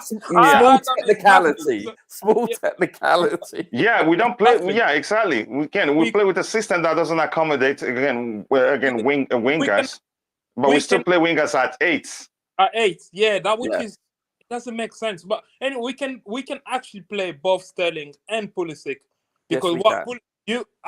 I would prefer having Pulisic on the left, have Sterling on the right, and then have Aubameyang in the middle. Football is that simple, and then have Mason Mount in behind them, or as in a 4-3-3, or actually in behind them, in behind Aubameyang. So Mason Mount and Kai Broja, you mean Broja. And then you can have as you're sitting midfielders, you can have Kovacic and Ruben, or Kovacic and Jorginho, whichever combination you want to have. But so in that formation, you are accommodating our prima donnas: the Pulisic, the Sterling, the Aubameyang, the Mason Mount. These people that they don't want to sit on the bench for too long, and then you sacrifice a defender that you don't. I actually think if having Chalobah on the bench, it is not detrimental to the squad than having Pulisic on the bench, if you know what I mean. Because Chalobah is not going to make much noise if he's not playing too many games. But a player of a profile of Pulisic on the bench for too many consecutive games, it raises questions, especially when he comes on and gives you a good performance. Then I feel like for manager, he has to accommodate more the attackers. I don't care if we're gonna. Well, I do care if we're gonna concede too many goals, but but I feel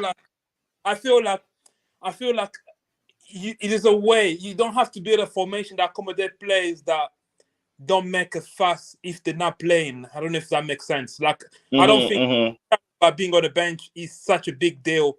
But Pulisic on the bench, especially when he comes on and he gives you good performance, and then you come to the next game, you put him on the bench again and again and again. No. It's not.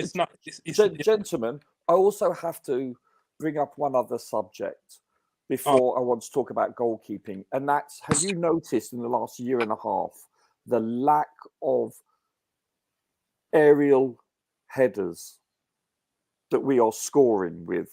It's since. Can I quickly catch up the chat if you don't mind? Yeah, of course. Okay, of course. Okay, thank you. Again, we've talked about that one, and this one here says again, Porto needs to give Mendy game time as well. No. We have 2 goalkeepers. Chinedu Abiagom. I get your point, but it's not going to happen really. You'd have to see again. Mendy will have to start from cup games. That's where the cup. I think the game time will come. And again, from there, Do you remember there was a phase in a game where the ball went out? Kepa went to meet the ball. He didn't panic. He passed the ball. The defender passed the ball back to him. Oh yeah, that was beautiful. If that was, they trust him. They trust him. He's technical. That's why. Yeah, they trust him. That's why they were comfortable giving it back to him. Coach, his first touch is better than Sterling's. Oh yeah, twice. This guy has better touch. You can say that some of the players, more than 2-3 players in the team, he's so good. Was a former was it Australian goalkeeper who said he could actually play in the midfield? And I think that, but that's by the way. Plus that, he's a good goalkeeper too overall. He's an all-round keeper, but we nearly let him go. And just look at what's happening. But again, that's by the way, and some people were actually trying to blame him for that goal, that he did his best and they didn't pay attention where he was before the ball started dropping to his net. And he had to dive from that length, from that place. So I'm not going to go into that anyway, but that's by the way. Again, we definitely need to purchase UEFA. I'm not, don't put me into trouble. Referee in January and maybe Premier League ref. Yeah. I get it. And a backup ref. Yeah. Remember now, again, I'm not going to go into that because it doesn't sound we're planning something sinister here. Believe me. Coach, again, what do you mean by not? Yeah, I don't know. I don't know what backstop is. Look at Boogeyman. I think it's a door that leads to the garden. That's all I know about. It's as simple as that. That's what that's what it is, really. What are you asking me?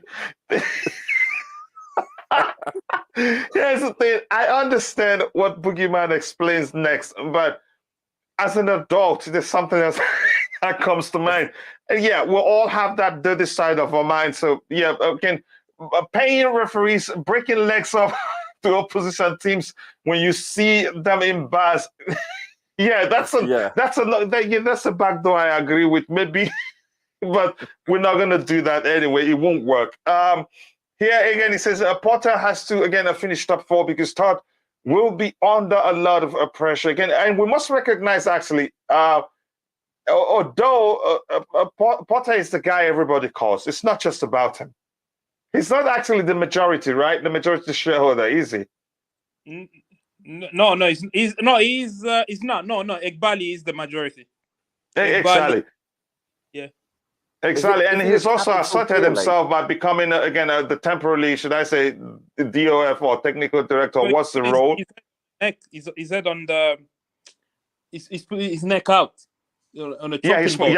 I think that's the perfect way to phrase it. He's put out his neck, and so again, that's why everybody's calling. If everything goes wrong, he's the name that everybody will be calling. So again, if you're watching, and if you haven't, take a second to like the stream and subscribe to the channel.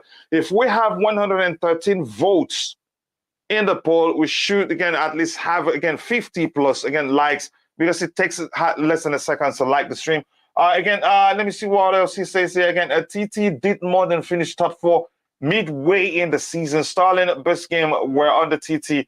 You could argue. So again, Rodrigo made a good point, and I'm going to put out the poll that in the community tab. Again, it looks like our new signing, obviously, actually, they've done well except for Aubameyang, who scored goals under Thomas Tuchel, really. Roger, again, when you say clinical, do you mean time spent in?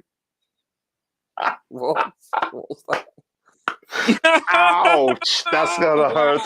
I didn't hear hurts, really. You mean scientifically? Oh, ouch. He's just talking about Christian Pulisic. Yeah. I think we should put him on timeout. That's funny. Ouch! That hurts. It's funny, but it hurts, really.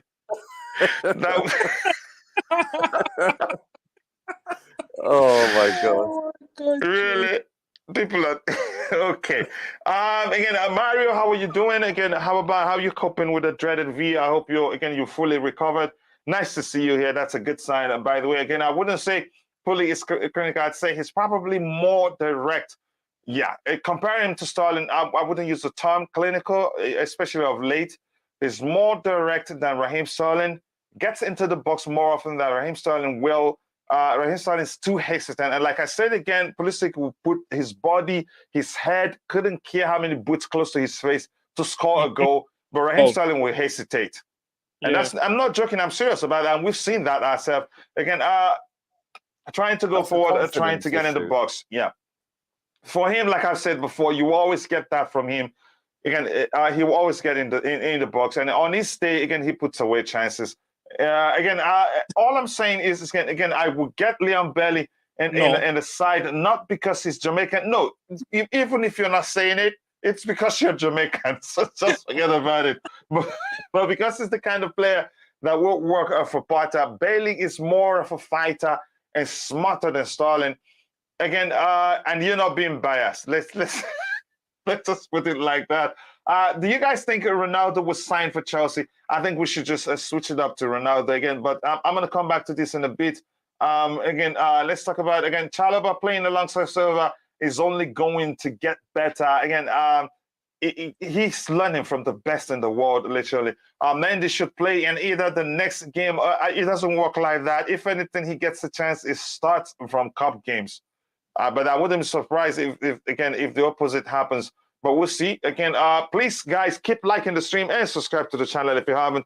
It's really not fair that we have 114 votes again for the on the poll, but we have just 44 likes. We can do it. Let's get it to at least half of what we have on the poll.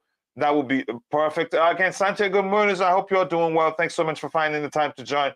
I appreciate that. Again, Chalobah is currently one of the best defenders. Again, we have with him playing so good, what will Laporte do when Fofana returns? Rotation. It's as simple as that. And I have to still say, I think Chalobah is a better defender than Fofana, but Fofana is probably, I'm not sure yet, but you could argue it looks like he's better at, again, ball carrying. Okay, Clear Lake Capital. Yeah, so they're the bigger shield. Again, they own most of the shield. Okay, thank you very much. Again, please remember, like and share the stream with your friends, everyone on whatever social media platforms where you have presence. Thank you so much again. Coming back to the panel, you guys wanted to say anything else before we move to talking about Ronaldo? I think we should really. That's the main topic for today. I want to mention two things just very briefly. What did you think about Aubameyang trying to bring down the ball with his right foot as opposed to headering it? Oh yeah. What chance was that? I don't remember. Really? A lob. A lob over the Manchester United defense, right? Yeah, from Chilwell. It was a beautiful pass, by the way. Yeah, it was beautiful, but he should have gone with his head. When did he see it, really? Well, obviously. Because I remember the one you're talking about. When did he see it? That's the thing. Well, maybe I have to look at it again. When did he see it? Because the ball came from, it was a lob, right? It was more to the, it was a curving left to right pass. But it was a lob still. It was high and had to start dropping, right? So two things. Again, before the ball gets to him, he has to survey his areas first. I think he should have gone with his head. I really believe that. If you had if you're facing, if the ball is coming to you and you're seeing it as it's still coming, and all you do is, again, all you need to do is just to jump on. But in this case, it was again from over a defense, over the Manchester United defense, and coming to him, and he was running. He made the run in the first place. I think it's really difficult to say. He'd be the one to answer this question. But again, when did he see the ball is another question. Okay, that's the one thing I wanted to bring up. The second thing I wanted to bring up is pundits like Roy Keane was saying that if you get your fingers on the ball, you're good. You should have saved it. And then other people have said he went with his wrong hand. Well, yeah, 30 years ago when I was playing, you didn't go with your left hand. You always went with your right. That was just a coaching style. But how about the hand you use and depends on where the ball is again. Yes, but whether it's on the left or on the right. Right. So if it's in this instance where the ball is going to your right, you go with your upper shoulder, which is your left hand. That's what goalkeepers are taught today. But you have people that have never played the game saying he went with his wrong hand. That is incorrect because the game has evolved in goalkeeping the last 30 years because you have a greater reach. And the other thing is it was about 2 to 3 centimeters that the ball crossed the line. So you're looking at just a matter of millimeters extra. Had he had on that ball, it wouldn't have crossed the line. I thought Kepa did a marvelous job. And people are saying, well, Mendy has a longer wingspan. He would have saved it, perhaps. But I thought Kepa played very well. And to blame him for that goal... that's unfair, really. Yes, I thought it was highly unfair, disingenuous. I thought that's unfair. And Roger, if you remember... Cool. He was towards again. If you're facing the goalpost, he was towards the right hand side, right? And when Casemiro nodded the ball, he had to now make a move and stretch and reach it. Yeah, exactly. That alone isn't easy. No, is it the same sort of goal that we scored against Wolves? When exactly, from Kai Havertz, right? Was it from Kai Havertz? Yeah, it was from Kai. But their goalkeeper was rooted, really. But Kepa made an attempt. Yes, and a valiant attempt. My only question is, though, why was Chilwell playing everyone on that? No, it wasn't that. It was the fact that he was at the back post because the cross came from Shaw. So he was the only one at the back, when there's 2 players on him, And I thought that was it was a mismatch, plus he jumped too early. That could be because of tired legs, tired mind. But there's 2 players. If you watch the actual replay, there's 2 players on him. So why wasn't there another defender helping? And he's not the tallest. It's like, where was the... We lose too many aerial battles. That's what I wanted to discuss. With goals, for instance, we lack goal scoring Height. opportunities from height. We had Kurt Zuma, you know, we had Rudiger that would score often on corners. Now, I know Chalobah hit the bar, you know, but we're lacking that being clinical, no puns, from scoring from our defensive line. That's another huge factor that we seem to, part of the equation that we are missing incessantly now. When's the last time that you recall us scoring, let alone consistently, from the head, especially from the back line? That doesn't transpire anymore. I think this is another thing that we need to improve on. I think that you touch on the two things there. And also defensively, aerially, we're beaten often. The delivery is not good enough as well. Well, that is definitely, the quality is horrendous. But a lot of the time, though, we do get our head on the ball, and it's sky. And a lot of the time, it's actually uncontested. We've had several instances where we've had a defensive player uncontested, and he heads it right to the keeper, or it goes over the bar. So these are my observations. The last, I don't know, quite again, a few games now. Yeah. Roger, again, Rodrigo, you want to say something, or should I complete catching up with the chat and come back? Catch up with the chat. Okay. Let's see what we have here again. We don't need a CR7. We have a Aubameyang. Even if we don't have a Aubameyang, honestly, we don't want him. Like, honestly, again, there's more. We'll talk about that in a bit. Again, Albert tried to take the shot again with the right foot. When a header would have been better. This is just saying from, again, we're outside the pitch, you don't know, but the question is, when did he see the ball? I'm asking that question again, if we're talking about the same chance. Kepa did everything in his power to stop that goal. He tried. Unfortunately, some people thinking Mendy would have done otherwise. In most cases, actually, Mendy don't go for those sort of balls. He actually stays rooted and go with his hand like this and just, that's it. That's not me saying he's a bad goalkeeper. And I think somebody did a compilation of such, again, similar chances that he should have stopped. And he really didn't stop. But again, some people are just naturally ungrateful, if you ask me. But that's, by the way, again, let's see here. We should be thankful that we have him. Koulibaly and Kovacic injured. Is Kovacic out? I think he's fine. What we hear is this. The reason he didn't start the last game was that because he was carrying a knee. Was it a knee injury? I think his knee. All season he's actually been doing now, even under Tuchel. And we haven't actually. We don't have the luxury to give him the time to recover fully. He's meant to have a surgery, but obviously with the World Cup, if he has it, he's gonna miss the World Cup. So I think he's delaying that, and that's gonna cause us issues after the World Cup, because eventually he's gonna have to have a surgery to rectify whatever is troubling him. That's since last season. Remember the FA Cup, before the FA Cup? When he came back for the Leeds United game. Remember when he got that horrible tackle? But before that, he was weeks with a knee problem. So it's been troubling him since last season. Wow. Yeah. Yeah. It is now. It is not just now. Yeah, it started for a long while now. Even during preseason, he wasn't playing that much because of it. Plays Zakharyan, Gallagher, and Chukwu against Salzburg. Yeah, good luck. I think Gallagher is the most out of those three that I did see. Chukwuemeka will get a chance. I still don't think he will be in the Champions League. I think he may well start against the next game, not tomorrow's game. Sorry? He's a very, very good player. He is, and deserves to start, but yeah. He's a good passer of the ball too. Yeah. And what I don't like is, again, with these playing 8 on a wing, when Chukwuemeka came in, even against Brentford, for example, I want Chukwuemeka to be the one obviously distributing the ball, because you don't want him to be taking on defenders, like try to dribble.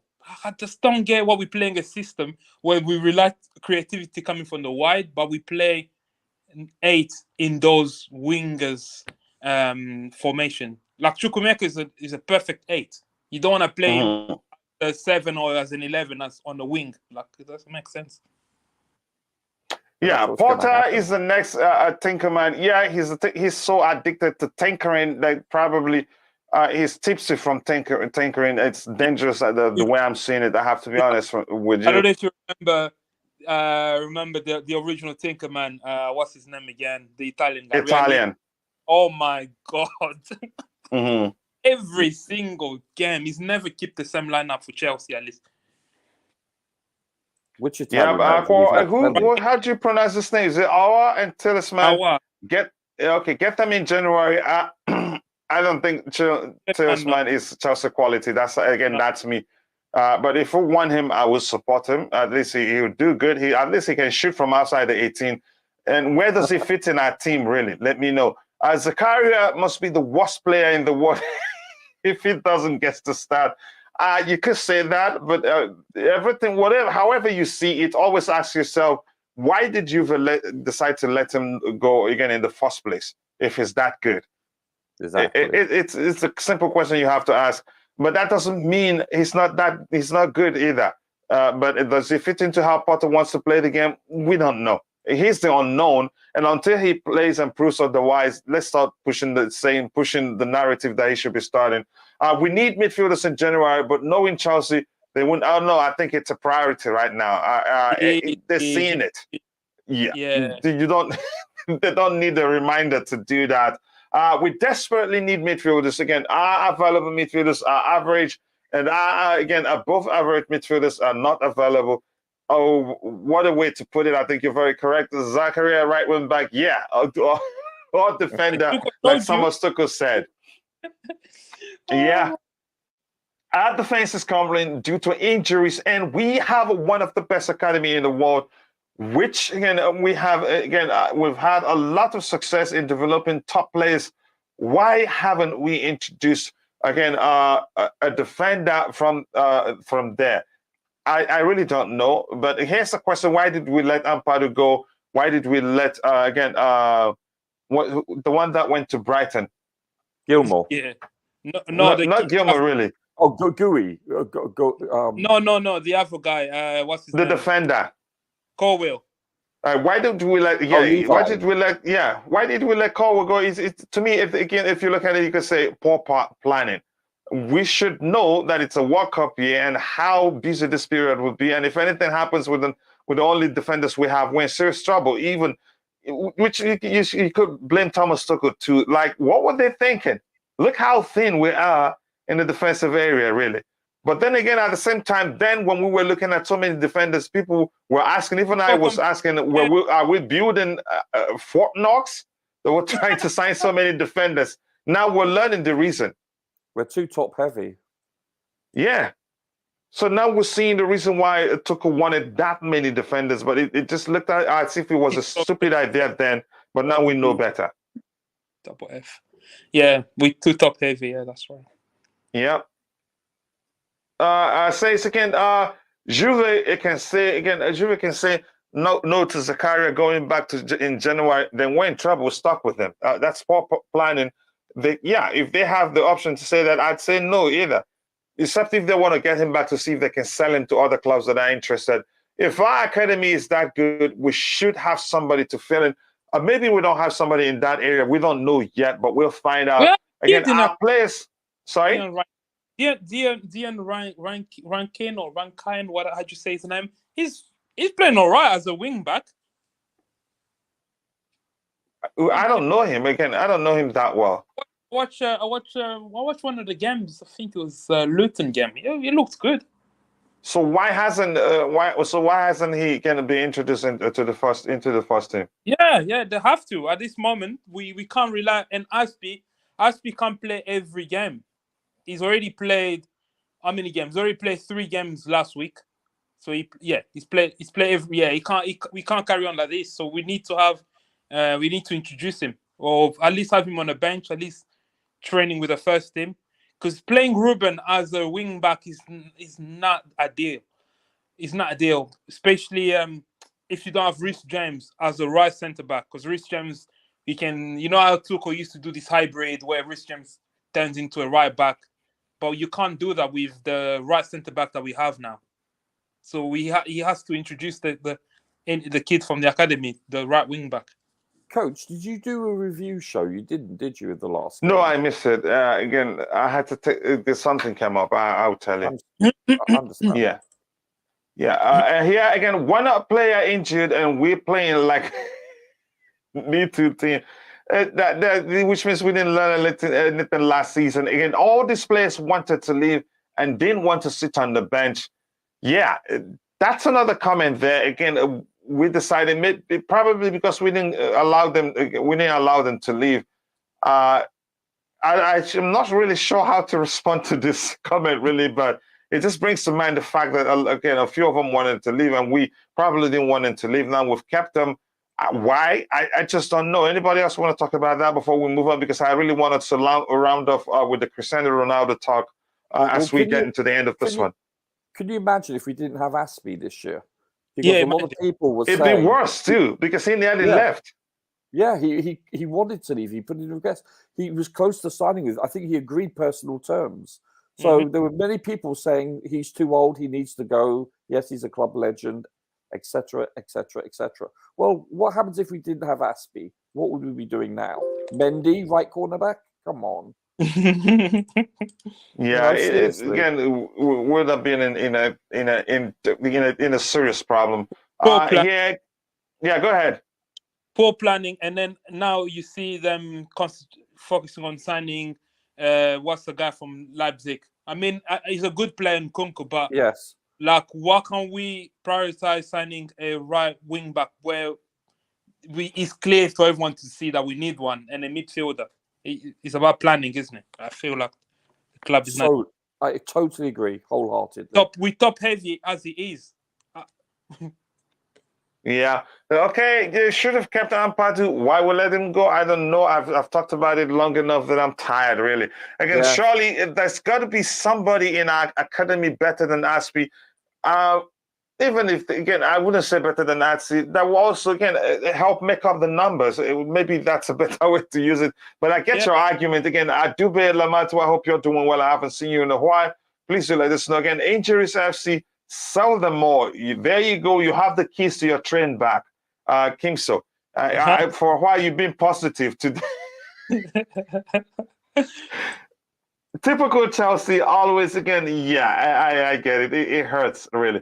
Okay, let's get back to this. And again, thank you for this donation to Chev 2013 Fort.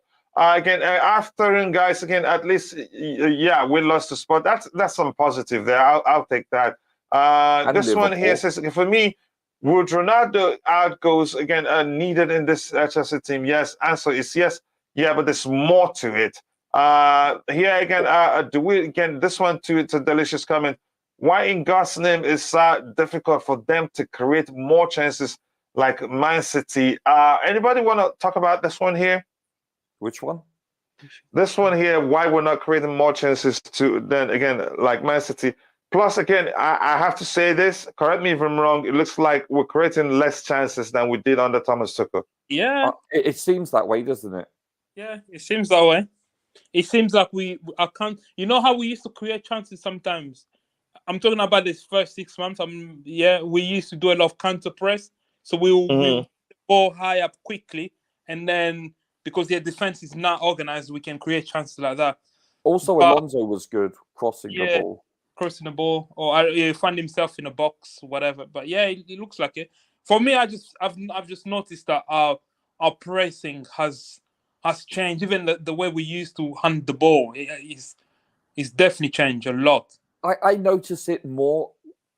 It's more with Aubameyang, you think? Yeah. Yes, it's definitely detrimental. But even in his absence, no, not to the extent. Not listen. This is my opinion. Not to the extent when, let's say Kai hypothetically is playing instead of Aubameyang. The industry in which he puts in, the closing down is noticeably different. It's noticeably, in my opinion. I think it's lacking when Aubameyang is on, more so. Yeah, but I would say argue. I don't think the whole thing lies on him. The whole problem. I think the biggest of our problems again stems from the midfield. You can say 99.9% of the times lack of proper protection for the defense. Right, but I've said this before. So you're using the defense, meaning it requires more protection from the midfield. But conversely, you can say the midfield needs more protection from the forwards. because the game has evolved. And we're not getting that when Aubameyang is on the pitch. Watch the games a second or third time. You will see it's noticeably different, the lack of pressing. When Connor's on the pitch, when Mount's on the pitch, even when Sterling's on the pitch. Not lately, you can see he's got tired legs, though. But when Aubameyang is on the pitch, the lack of pressing is, Ray Charles can see this. Seriously. It's noticeable, chaps. Yeah. Again, thank you so much for that. Again, I say again, we've read that one. I have some questions that I'm going to ask you guys. Can Paul? I don't want to talk about the bias aspect yet, but I think, let's just say it's subconscious at this point. Do you guys think? Okay, let me start you with this Ronaldo. Let's bring it back to Ronaldo right now. And Roger, I'm going to come back to you. Do you think? More and more. Again, now the question will go even deeper right now. Let's start with this question here from this. A member of the community. Do you think we can sign a Cristiano Ronaldo? Really? Takes three parties for this to transpire: the buying, the selling, and the player himself.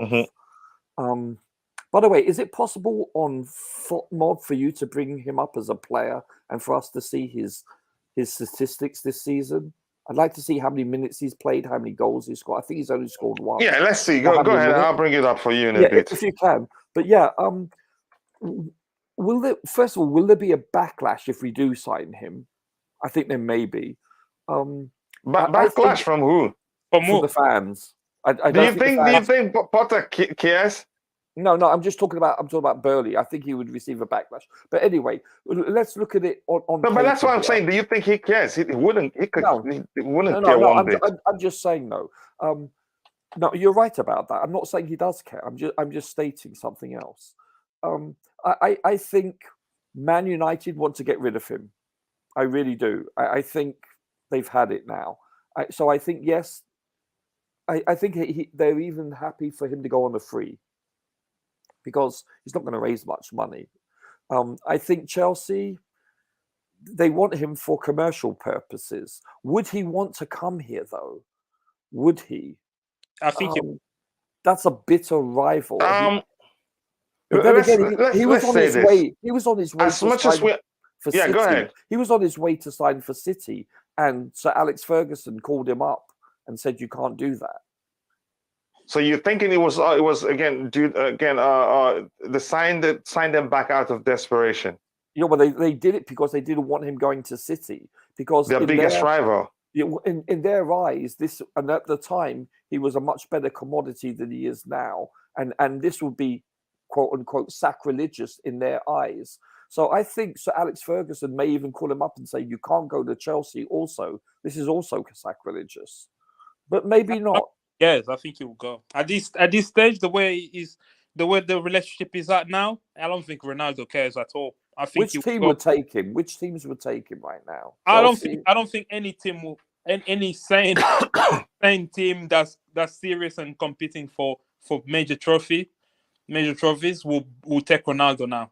The only team that will take Ronaldo now are teams that are more interested in commercial, in attracting more fans. If you're serious about winning stuff this season, you're not buying Ronaldo now. At this stage of his career, of course, he doesn't have the legs or the mentality. So would he stay in the Premier League, or would he go?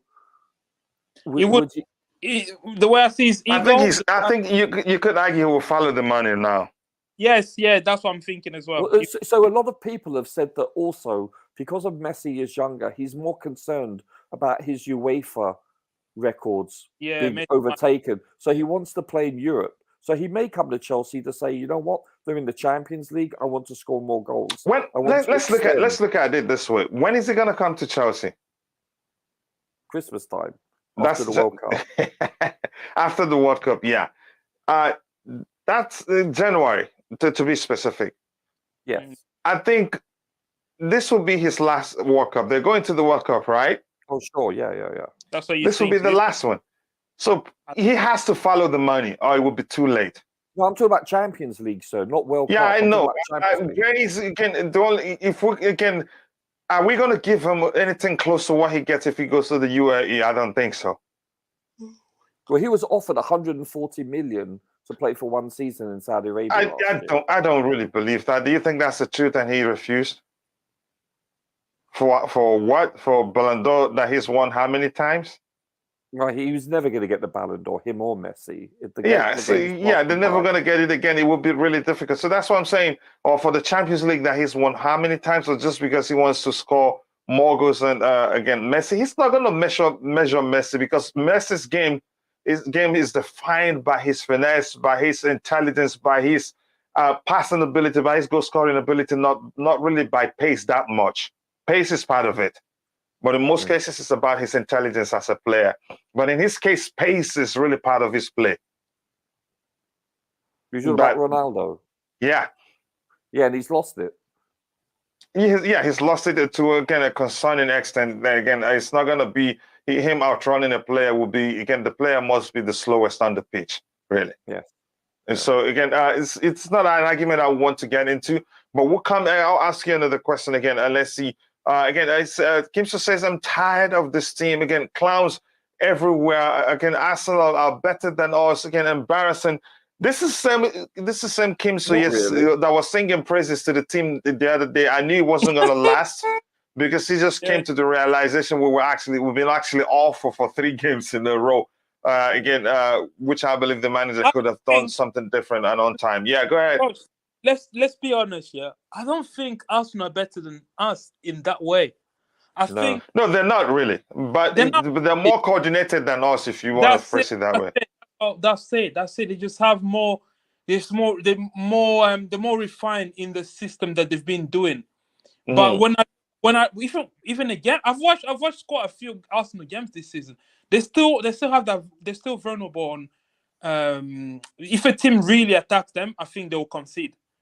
So they look still at the Man U game. Yeah, they still have some soft things. So they neither finished out.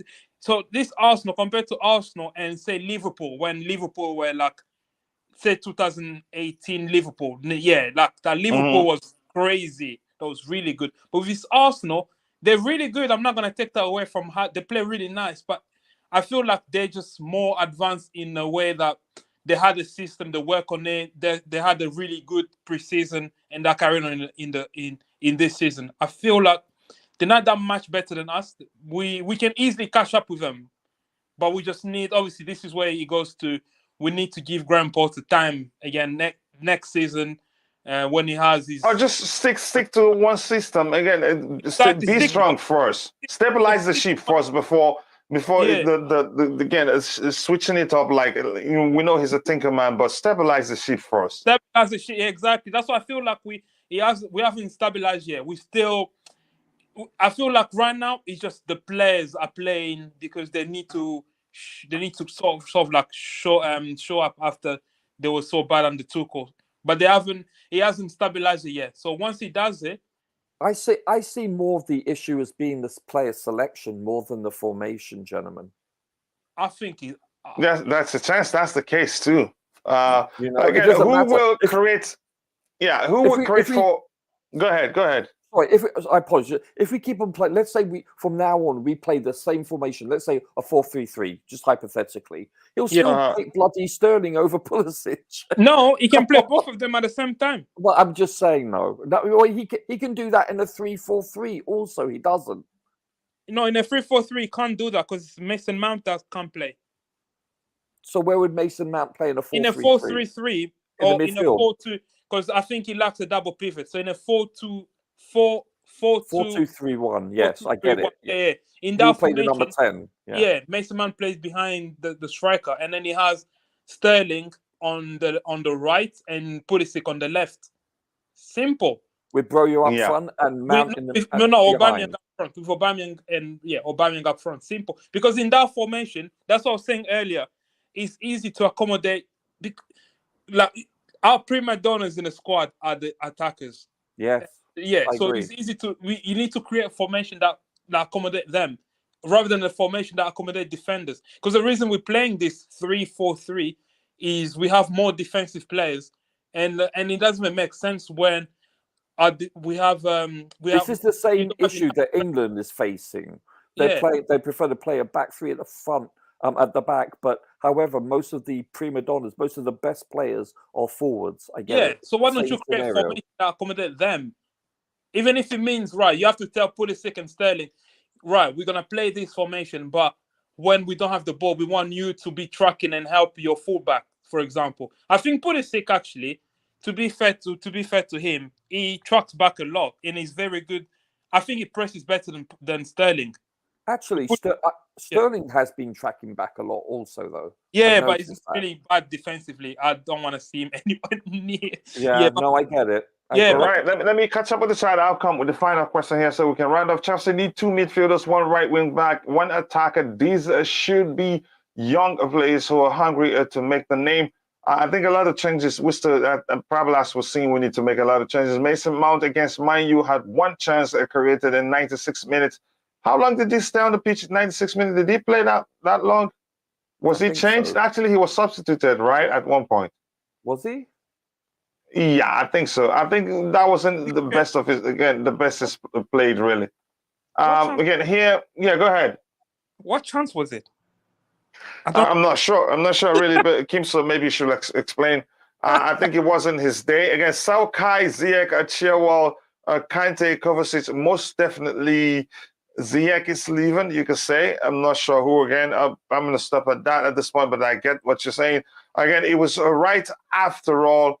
Okay, TT was right after all. Yeah, I think that's correct. Again, everything he said in terms of the players, the same issue persists. Even worse right now, you could say in terms of chance creation. There's no energy up front when Alba, again, when Alba is on play. Play Brian Mount in either of Sterling or Pulisic. Pulisic, not Sterling at this point, or Gallagher, and imagine the energy from the from the front. Yeah, I think that would be great, but unfortunately, it's not going to happen. If CR7 comes again, I am done. Unfortunately, again, there's a chance it happens. Ronaldo is coming to Chelsea, hard or soft. Okay, let's see what happens. Again, signing CR7 is for business. Sorry? Mount played the whole game. Oh, he played the whole game. Okay, he was substitute. Okay. Yeah, but again, that wasn't one of his best games, I must say. Not even, I think he was poor. And that again, this is about no longer not competitive for the club because of his age. Yeah, again, Arsenal world killers. Again, they are much better than us. Again, I hope we'll play with the Derby spirit that day next season. FC, yeah, possibly. CR7 is good for business only. That's the simple truth. Emmanuel Malu, thank you for saying that. Again, Frimpong is going to Manchester United. Frimpong can really be a competitor to Reece James, but I don't think we even serious. I'm not going to go into that, but that's why the way Roger. Let me start with you. If we sign Ronaldo now, how is it going to work at Chelsea? How really, or will it not work? Whatever your argument is, please convince us. He's going to obviously. Which position will he play? He has to come deeper, you know. So you think it will work? On that is again from the footballing aspect, it will work. And you go ahead. Yeah, I'm trying to think because he's not a number 9 anymore. Really, he's more like a number 10.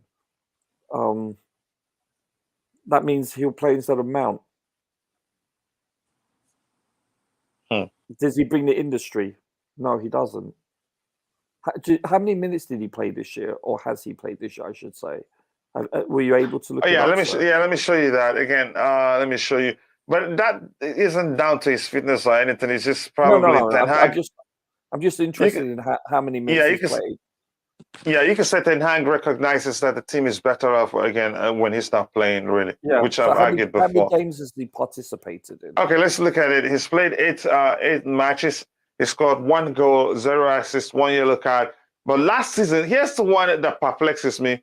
Again, that I look at and say, what the heck is it? The one when you look at it, again, the Rodrigo argument comes to mind. He scored 18 goals, but he still did not make it into top 4. Yeah, and some people think it's good. No. Yeah. But look who it doesn't make any sort of sense. Look who he scored against, though. He scored against places like Yeovil Town. Obviously, I'm exaggerating. He played against teams that were poor, and he got a hat trick against. I saw it live. I forget who it was, and I'm like, that they weren't against any noticeable opponent. And it's That's not even deceiving. And it's not even that. I feel like when he comes in, he sucked the life out of everyone.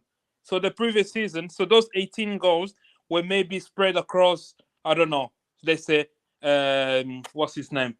Rashford, Cavani. Fernandes. Even Fernandes' numbers dropped after he came. So as soon as he stepped into that team, all the numbers drop. Same Juve, when he step in, Dybala numbers dropped, or whatever attackers they had at Juve, their numbers drop, and he's all about him. And there's a clip that really that shows this. So there's a counter attack, right? So he played the ball to Rashford. He played it so wide, so Rashford has to go really wide, so that and he runs into the box. So he wants Rashford to go really wide to cross the ball to him. Well, he could have played the ball nicely into Rashford, so Rashford can run in and score. Yeah. So he has that. It's all about him. So even in those 18 goals, if you actually look at it, he was like he's the same as Tam. You remember the season under Lampard where Tammy scored 15 goals and he went like 3 or 4 months without scoring. So he scored in like 2 or 3 games. He scored so many goals, and then he goes games after games without participating, without doing anything. So that stat is good, but it's not like it doesn't tell you the story really. But to me, there's one image that still is seared into the back of my brain, and that is when he played for Juve. And I can't remember who the opponent was. I think it could have even been a Champions League. I can't recall. And basically another player, Dybala or someone else, scored. And he was surrounded by his teammates, apart from Ronaldo walking back to the centre circle and didn't even congratulate. He wasn't even had a smile on his face because it's all about him. Yeah. So just quickly before I go to Rodrigo, Roger, you can just highlight the negatives. Why shouldn't we sign him? His legs are gone. He won't be able to press. He will make Aubameyang look like Kai Havertz or Conor Gallagher. This is on the pitch.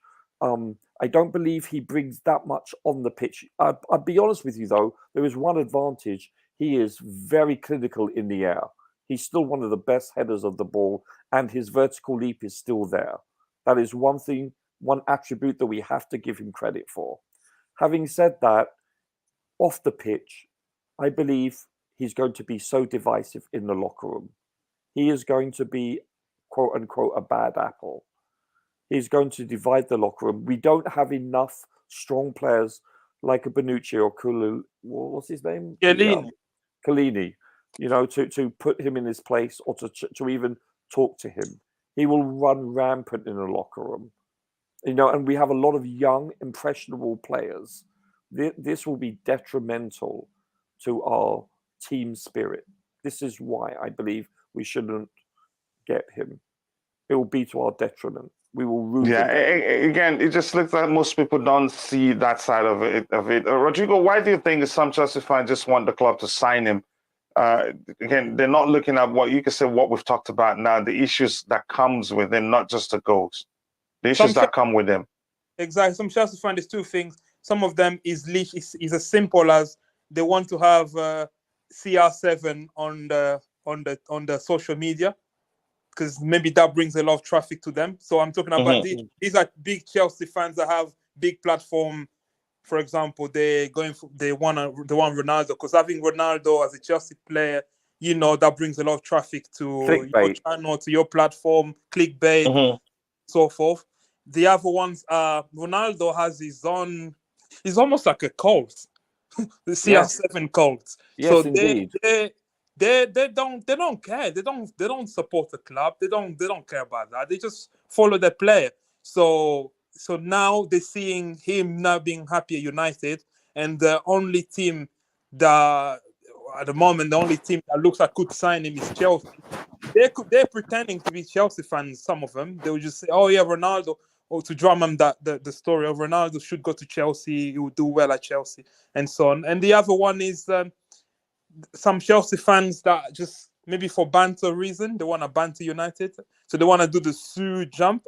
It's as simple as that. Like, it's crazy. They want to do Sue when he Yeah, scores for it us. just yeah. Yeah, and they don't see the things that we talk about here. And when we talk about these things here, we appear to them like we're so negative. We don't respect Ronaldo. He's a legend. Yes, he is all of that. But Yes. yeah, But one that more was point. 10 years ago.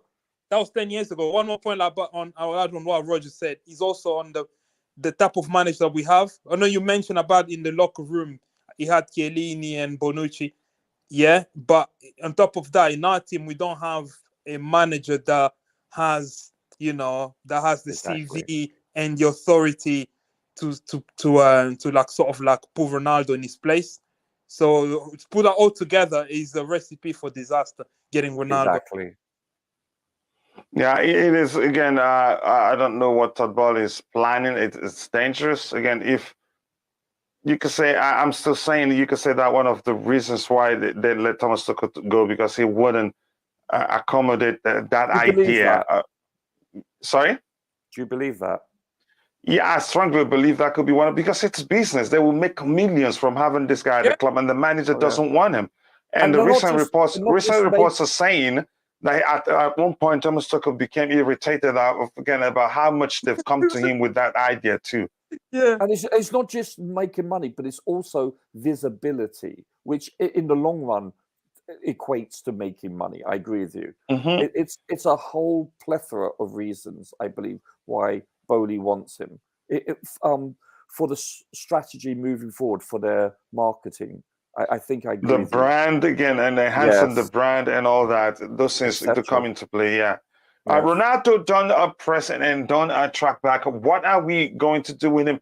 Nothing. That's why we're saying we don't need him. But again, for the owners who were here and are trying to get him, it's business. It's how much they can get from sales of merchandise, brand, the club's brand. Again, trying to make the club be even bigger. Again, that's how I see it. Aubameyang will be again benched if CR7 comes. Yeah, is that really your main concern? Combined age of 80 years old. Jesus. Yeah, exactly. Kachila, big up, bro. We don't want CR7 at Chelsea again. He will ruin our football club. He won't ruin the club, but again, he will cause issues in the dressing room and probably could lead to the manager losing his job. Again, CR7 will destroy our team. He isn't needed, says Libel. Libel, I hope you're doing well. Again, the quads and everyone is down. I hope you guys are all doing it. Thank you for finding the time to join. We're about to round off in a bit. Let all back girl start and see what. Again, okay. Again, why not buy a creative midfielder instead of C38? I think the club are looking at midfielders, but as Cristiano Ronaldo isn't. If Boehly again is seriously looking at him, it wouldn't be down to his ball playing ability. It is business, just the money making aspect of the whole thing. So, but that's by the way. Again, before we call it a day, Rodrigo, anything else you want to say before you go? Before I go, no, it's been a very good stream. Again, for people that maybe misunderstood me earlier, I'm not calling for Graham Potter to get sacked.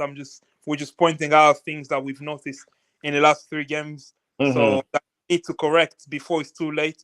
Because I know if eventually when we lose a game here and there, people will come out and point out these things. So hopefully he's learned his lesson. And as for Ronaldo, yeah, please keep him away. Mr. Boehly, keep him away. We need midfielders and another wing or right back.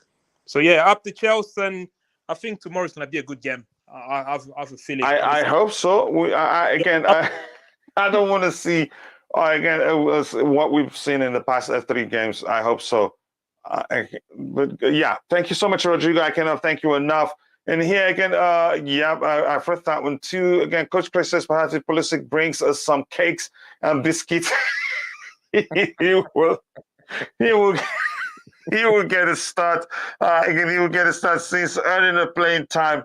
Not being English is impossible. Again, I don't blame you really for coming in with with your current comment again. But I don't think that's the case at this point. There's still time to decide what the. That's funny though.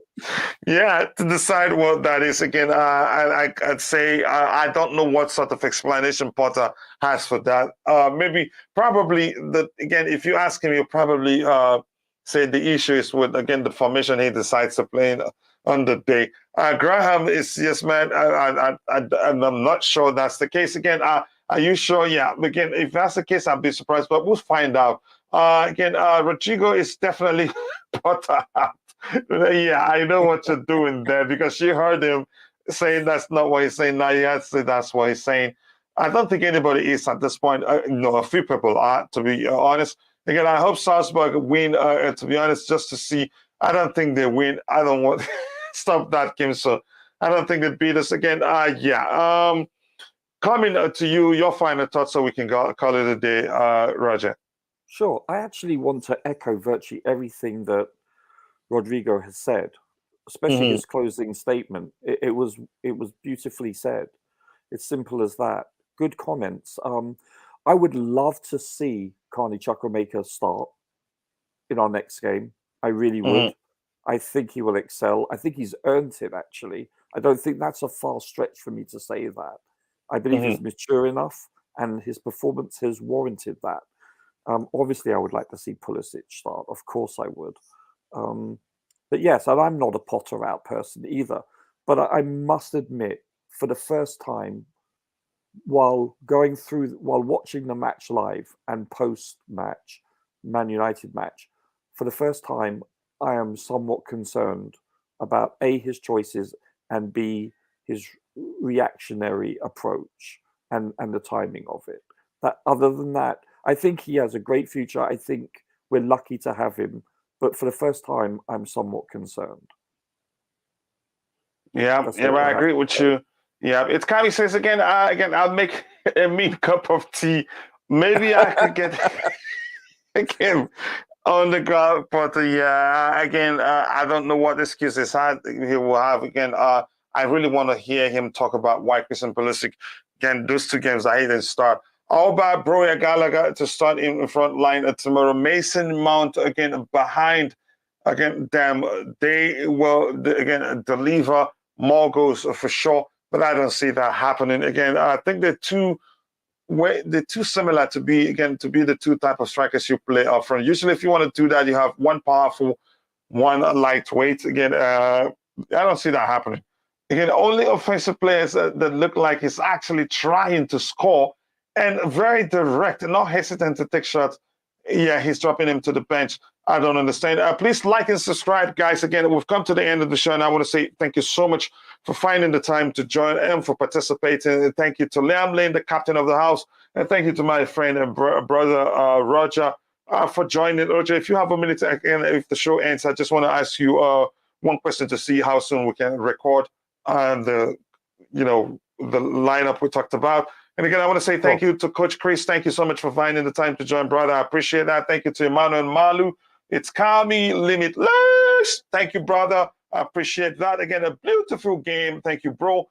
And everyone else that's found the time to join. Chelsea boy, Kim So. Thank you so much. More importantly, again, to the captain of the house, Liam Lane. Thank you so much. I appreciate that. With that, we've come to the end of the show. And I hope to see you guys, because we have another show again today in a few hours where we do the predicted lineup for tomorrow. I hope you don't miss it. I hope we'll have more people then too. Thank you so much. See you guys then. God bless us all, and Thanks, Coach. bye.